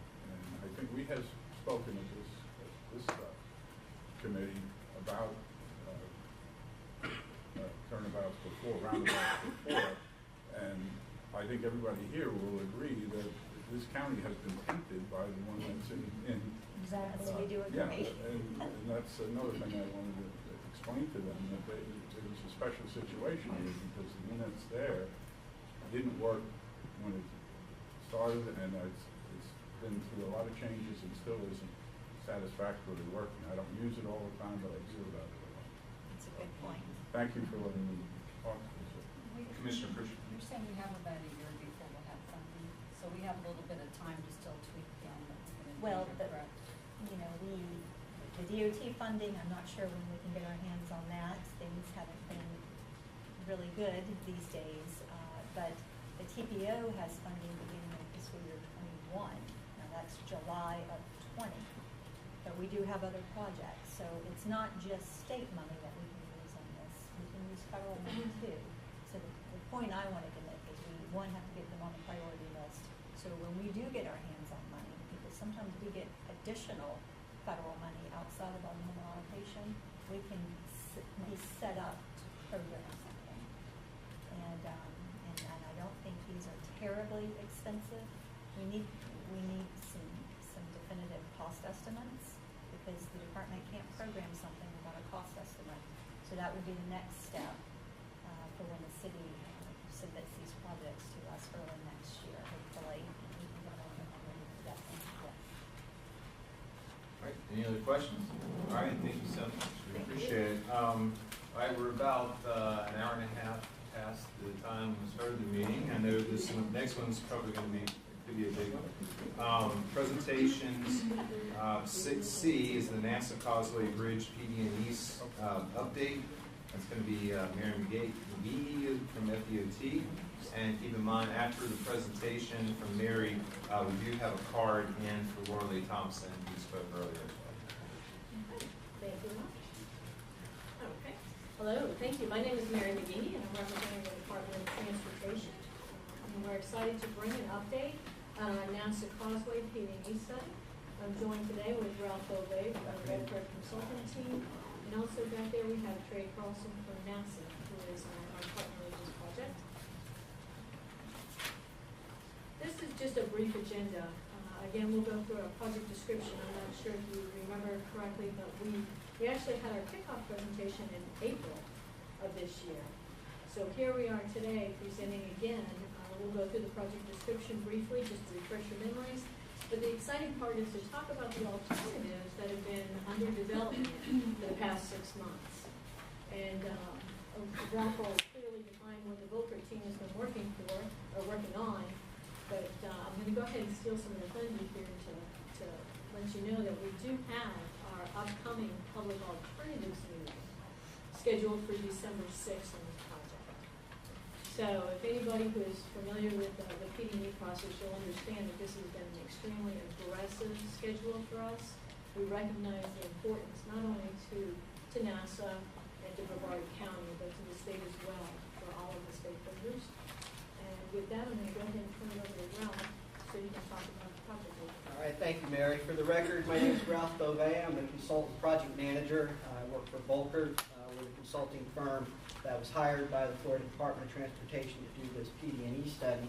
The project is located just to the east of US 1 along NASA Causeway. This is a bridge replacement, so we're focused on the bridge itself and the roadway approaches that support access to and from. The existing structure actually consists of twin bridges that were built in 1964 that carry traffic between Titusville and Merritt Island and provide direct access to Kennedy Space Center and Cape Canaveral Airport Station.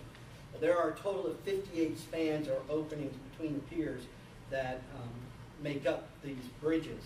The main span over the navigational channel of the Indian River is a movable bridge that opens on demand, that's tended by a bridge tender that's on site. The total length of the bridge itself is just under 3,000 feet.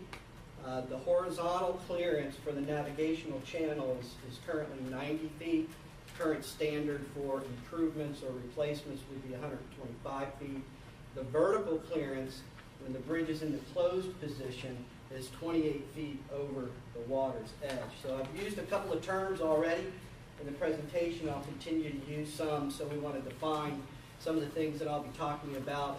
I'll mention low-level, mid-level, and high-level structures.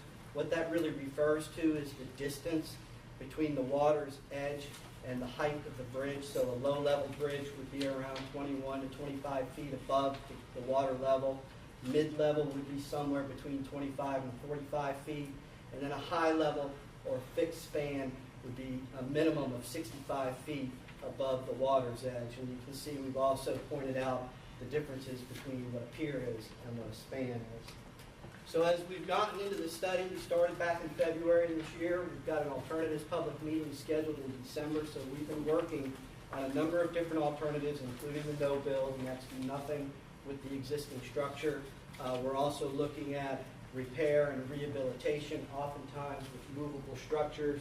Rehabilitation involves looking at the electrical and mechanical and hydraulic components of the movable spans.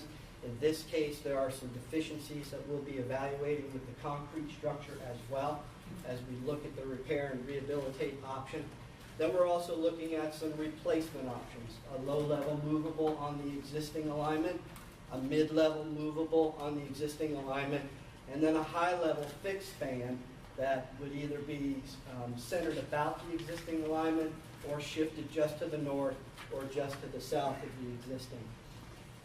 And this exhibit shows a graphic of what those alignments might look like. Again, we've laid this out for purposes of our public meeting to represent the high-level fixed span from an envelope standpoint or maximum area of impact standpoint.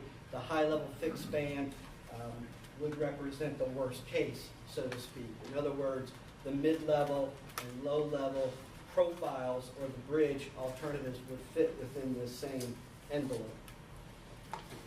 For the existing bridge, there are 2 lanes in each direction, so a total of 4 lanes. There are dual structures. There's a concrete portion and then a movable portion, and that's shown on this slide. When we propose the new structure, we will bring the structure up to current standards, and we will provide inside and outside shoulders in addition to the 12-foot travel lanes in each direction. From a roadway approach standpoint, again, we've got 2 lanes in each direction. There are no bicycle and pedestrian facilities on the causeway now or on the bridge now. So the current direction, because of the security issues with pedestrians and bicyclists using this secured facility, this federal facility, they're basically just matching what's out there today from a roadway standpoint. As we move in, and we are into the alternatives analysis now, we're evaluating all the alternatives that I've described from the standpoint of natural, cultural, physical, and financial impacts. Cost estimates are being developed to address design, potential right-of-way impact, although this is all federally owned property. We don't anticipate the need for any new right-of-way. We're doing construction cost estimates, utility relocations, and environmental mitigation.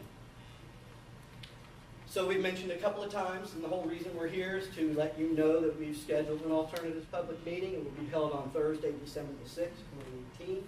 We've selected the Isaac Campbell Community Center up in Titusville as the venue. It's located at 701 South Street in Titusville. It's going to be an open house format, so attendees can come anytime between the hours of 4 and 7.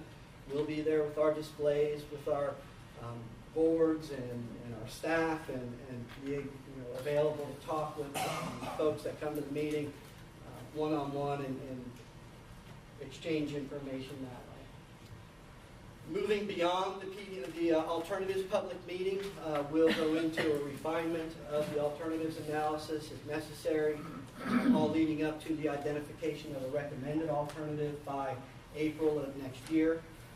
We anticipate holding a public hearing in October of 2019 and having the study approved in February of 2020. February 27th, 2020, right, Mary? That's it.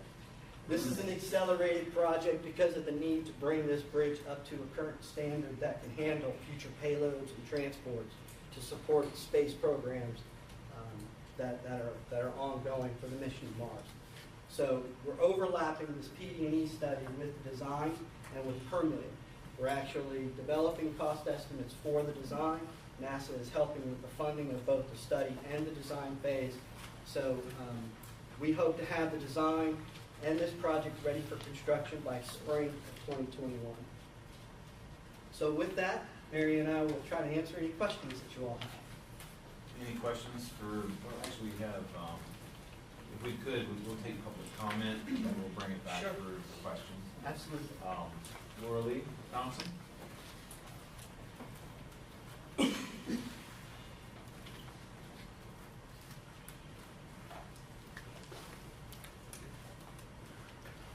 I have your card, but if you'll please give your name. Thank you. I'm Laura Lee Thompson, P.O. Box 307, Mims, Florida. Actually, I want to, I guess I want to comment on the 406 plan too. I support that. I was at some of the initial meetings. I was out in town for the September 20th meeting, but Kevin, you and Judy have done a great job. I think it's fantastic. I hope that in the plan, there's something, in the plan to address all the wrecks that happened at JC and Garden Street right next to my restaurant, because that's a really dangerous intersection. But I think it's going to be a fantastic gateway into downtown Titusville, as well as to the Canaveral National Seashore and the Merritt Island Wildlife Refuge. I think it's fantastic. So thanks for all of your hard work. And I see huge opportunity with the bridge replacement for the NASA Causeway. If we go to the high bridge, which would be really good, because then you wouldn't have to wait. If you're in a boat in the water, you don't have to wait for the bridge to open. I mean, that's the best case scenario, and I believe it was the goal to replace all of the movable span bridges over the intercoastal waterway with high bridges anyway. And so I support the high bridge route. But from what I've heard is that the slope is going to have to be a lot less of an angle on it than your typical high bridge span, like what you have at State of 528 or 520, because of the angle that the really delicate equipment has to be held at as it's going across the bridge. It can't go up on a big angle. It has to be close to horizontal. So I see an opportunity, if we go to that kind of bridge with the longer slopes, to take some dirt out. And we could be one of the first, that could be one of the first causeways where you take some dirt out to help improve circulation, in the Indian River Lagoon, because the causeways are some of the problem and why we're having these issues in the Indian River Lagoon. So this could be a pilot project to take some dirt out and have a whole pilings, the whole span could be pilings instead of mostly dirt with a little bit of pilings in the middle. And I know that you stated that there was no pedestrian or bike access existing now, but we're going to send people to Mars. Why can't we have a bike path in the future for this bridge? And so hopefully you would include plans for the bike path, because you have the East Coast Greenway, which is going to connect all the way from the top of Maine to Key West, a bike path. And in Brevard County, the southern part of that bike path is over on the Barrier Island from Cocoa Beach going south. And so we have to have a way to get from the mainland by Titusville over to Cocoa Beach. And this is the logical place to do it. It would put the bike path going really through the beautiful part of the Kennedy Space Center along Space Commerce Way, which, all that's open to the public now. So I don't see any reason why we can't have a bike path on the NASA Causeway too. So those are my two requests, that you would take into account as you're working through your plans for this wonderful project. Thank you. Thank you, Orly. All right, if we can have Mary and Ralph come back and maybe address a couple of those issues, and then I'm sure we'll have some questions for you. Sure. We did look at some of the options for bike and ped facilities along the bridge. And one of the things that we're working on with this study is it is just a bridge replacement study. It's a structure replacement. And to address the slope of the bridge, we are working with a maximum 3% slope. So if it were to be the high-rise bridge, you're going to see a very long, gradual bridge because of the equipment that would have to go across it. And there just being the bridge structure itself, there are no bike and ped facilities along the corridor, nor will there be. That's our direction from NASA. And again, this is a federal facility. So they, being the property owners, in conjunction with the department, we have decided that we're not going to have that on the structure. However, the Volker team is designing a bridge, which at some point, if things were to change, could accommodate that. It'll have the existing breakdown lanes, which could be, again, shifted a little bit to accommodate that, but at this time, there's not any intention for, nor is any person to connect along the causeway. And one of the things that you had mentioned about maybe removal of the causeway, that's something the team is looking very closely at, because obviously the health of the Indian River is very important, as is the seagrass and things like that, wherever the piles would go. So that is all under development, and it's something that the team is looking at to see, is this a good alternative for us? One of the, and I'm not a hydraulic engineer. However, I know there is concern about creating turbidity with that in the Indian River. So I mean, there are some. It's not something to take lightly. We have to analyze for it and see what the team will come up with. Any questions from TPO members? Yeah, yes. Councilman. And then Mary, Ralph, I have been working on that for probably 2 years with that, and I know a little bit about the bridge and the situation. And the bridge is actually owned by NASA property. Right.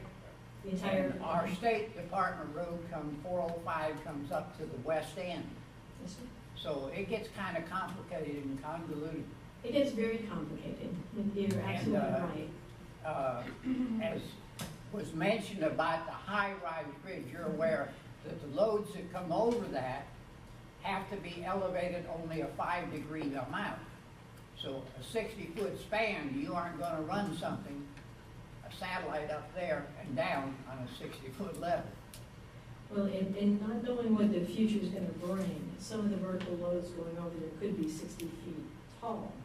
So you can imagine, for stability purposes, you would want a very slow, gradual.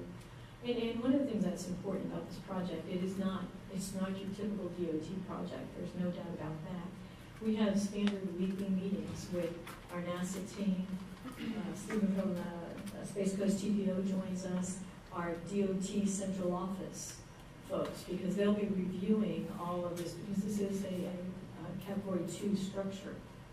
So we have a lot of the reviewers coming from central office, as well as the DOT staff. We have approximately a dozen technical advisors, different disciplines, geotech, drainage, structures, roadway design. And we have our standard Monday meeting where we all, Ralph keeps them very short, brief, concise, and we walk away with our marching orders of what needs to be done the next week coming out. So the team in 6 short months have really made some progress on this, because again, time is very important for this project. We're all trying to have it ready for a construction phase as quickly as possible. Ralph, did you want to add Well, anything just else? to comment on the slope or the grade, a 3% grade, even for a vertical clearance of 65 feet, it's going to be very gradual. Yes, it does make for a little longer transition from at grade. I mean, the total project length, we go 65 feet with a 3,000 foot long bridge that actually ends up being more like 4,000 in the proposed condition. The total length of the project is only 10,000 feet, so it's under 2 miles. That, you know, with those gradual slopes.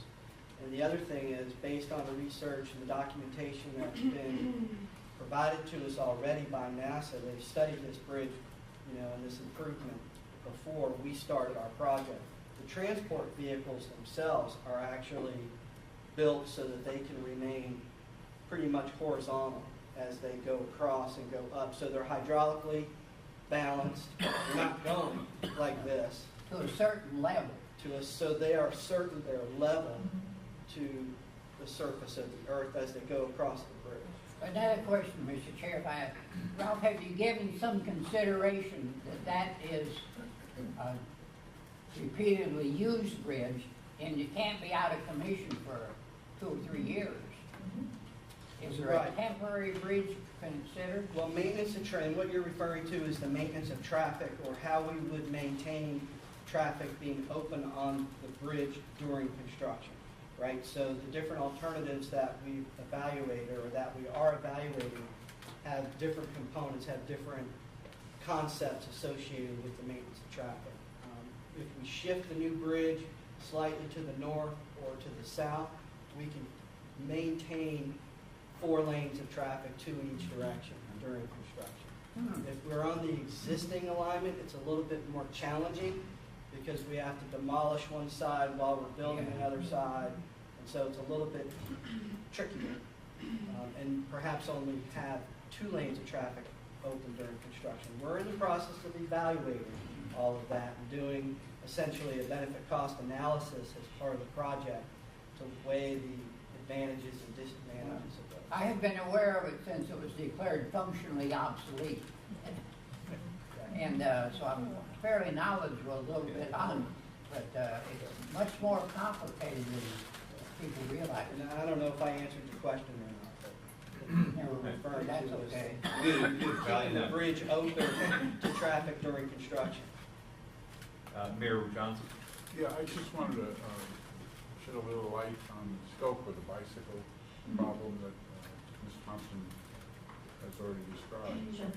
It's not just your normal situation of people that live in town that want to go across the bridge. Titusville is now being designated as the second trail town in the state of Florida. The first is over at Winter Garden.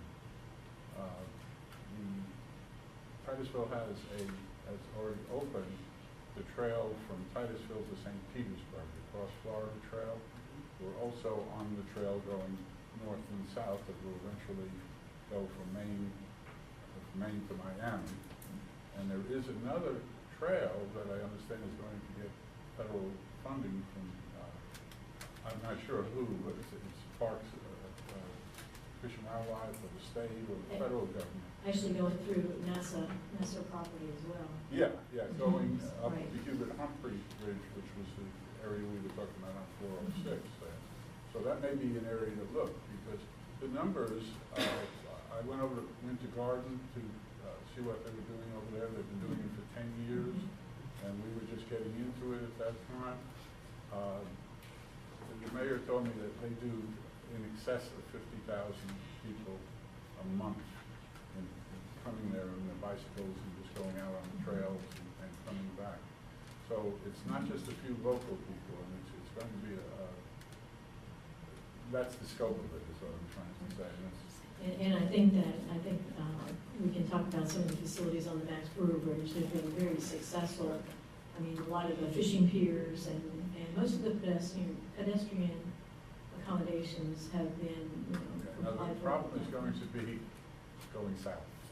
When you get to the other side. So I won't even go there working through that one.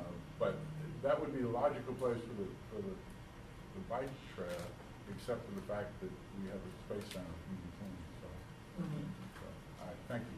Thank you. Any other comments or questions? Yes, Councilwoman Lopez. I know you're not up to the costs yet on this project. Do we have any commitment from NASA, what percentage they're going to pick up on this project? Oh, that's an excellent point. Thank you for bringing that up. Actually, NASA has completely funded the PD&E study for us. And we're in the process of changing our memorandum of agreement right now. They have been very instrumental in securing funding for the 100% design plans as well. Our goal for this project, obviously, when we started, we have actually, when I talk about a work in progress, this has been amazing. We started off with what was going to be a PD&E study with 30% design plans, which would also complete a design build criteria package. That was one way to expedite this project. An easier way or a more comprehensive way of expediting it was to actually have the 100% design plans be part of the PD&E study. So right now, we are doing a PD&E study which approximately would take us 28 months. However, a PD&E study with 100% set of plans will take 36 months. So, and that's the beauty of overlapping design with PD&E. You know, one of the challenges with this bridge is it's very historically significant as well. I mean, it's very important to the area, and we all recognize that. We don't lose sight of it. We are working closely with our state historical preservation office, trying to expedite movement of a bridge of that nature as well. So we're overlapping PD&E study and design. We have actually completed our staff hour negotiations with the Volcker team. We are anticipating our memorandum of agreement with FHWA, NASA, and FDOT to be completed way before the end of this year, so that we can slide seamlessly from the alternatives, which is really the breaking point. Once we go to our public alternatives and we present what the team is anticipating to move forward with, right after that is we take all the comments into consideration, they go back and maybe refine some of those alternatives to address concerns and comments that we receive from the public. And then we want to move right into the design phase so that they're moving forward without slowing down. So NASA has been instrumental in getting the funding for the design project as well. We just don't have the memorandum of agreement modified yet. So getting the money was one thing. Now coming to address all the agreements is another thing. We've already gone to, like I said, our negotiations with the Volcker team, anticipating this will happen, so that as soon as it all comes together, they're ready to jump right on board and continue moving. 36 months from soup to nuts with the PD&E study and design. That's our goal. Okay. Yes, Mr. Goodwin? Yeah, I'd like to ask a question about hurricane modeling. I know some years ago, I think it was Ivan, when it hit the Panhandle, the span that goes across the bay there at Pensacola was heavily damaged by that hurricane. And I had heard that one of the problems was that the air blowing underneath the bridge would bounce off the water and then bounce up and hit the bottom of the bridge and eventually disrupted the span. Now that's a low bridge. On the other hand, I know that as you build something higher, I believe there's greater wind floating concerns. So you've got the concerns of the low span versus the high span. What are you all doing as far as modeling? And of course, hurricanes, for anybody that's lived in Florida for any length of time, I think we're seeing that the types of hurricanes that we're being subjected to are getting stronger. When we were younger, we talked about Cat 2 and maybe Cat 3 storms, and now we're talking about 4s and 5s. Witness Michael. What are you all doing as far as hurricane modeling for this being concerned? I mean, I realize nobody can drive over this thing in the middle of the storm, but damage to the span is the concern. And it was just last year that Matthew was very close to the coastline here as well. So as part of our scope, we are doing what's called a bridge hydraulics analysis, and we'll be modeling wave heights, based on predicted storm surge and so forth, to basically understand the mean high water level to set our vertical clearance. The importance of the high level bridge is to be able to maintain not only the navigational horizontal clearance, but also the vertical clearance. So as part of that hydraulics analysis and wave modeling, they're also going to be looking at turbidity and scour and making sure that foundations that we propose and that we put in can withstand certain storm surges. One of the things that's unique with the Indian River Basin is that it is kind of a self-contained basin. So there's really no tidal influence, but it only almost acts as its own, wave pool, so to speak.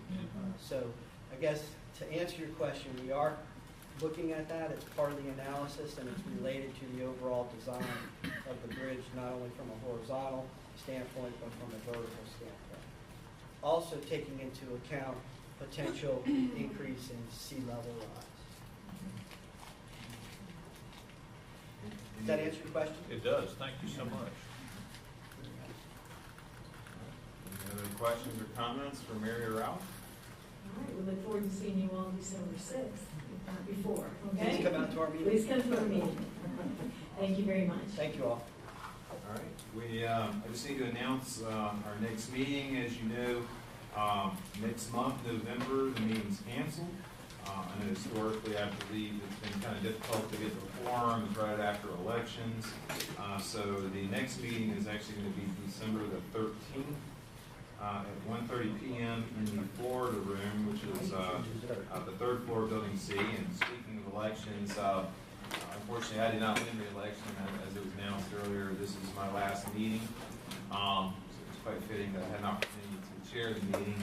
And the first time I started to serve on the TPO was as a member of the CAC in 1998 to 99. So it's been 20 years. I've had the opportunity to serve with a lot of good folks, Mr. Googleman, and Georgiana, Lisa, Sarah, Laura, Stephen, Abby, Kim, Carol, FDOT liaisons now and in the past. And just one other comment I wanted to make, and that is when I called in yesterday for my briefing, I plugged in the phone number, and it was already in my contact list, Bob Kahn. And so I just want to recognize him as this is my last meeting, and I may never have an opportunity to serve on the TPO again. This may be the end of my career. I'm not sure yet. This may be just a roadblock, to use a pun, in our industry, or a detour.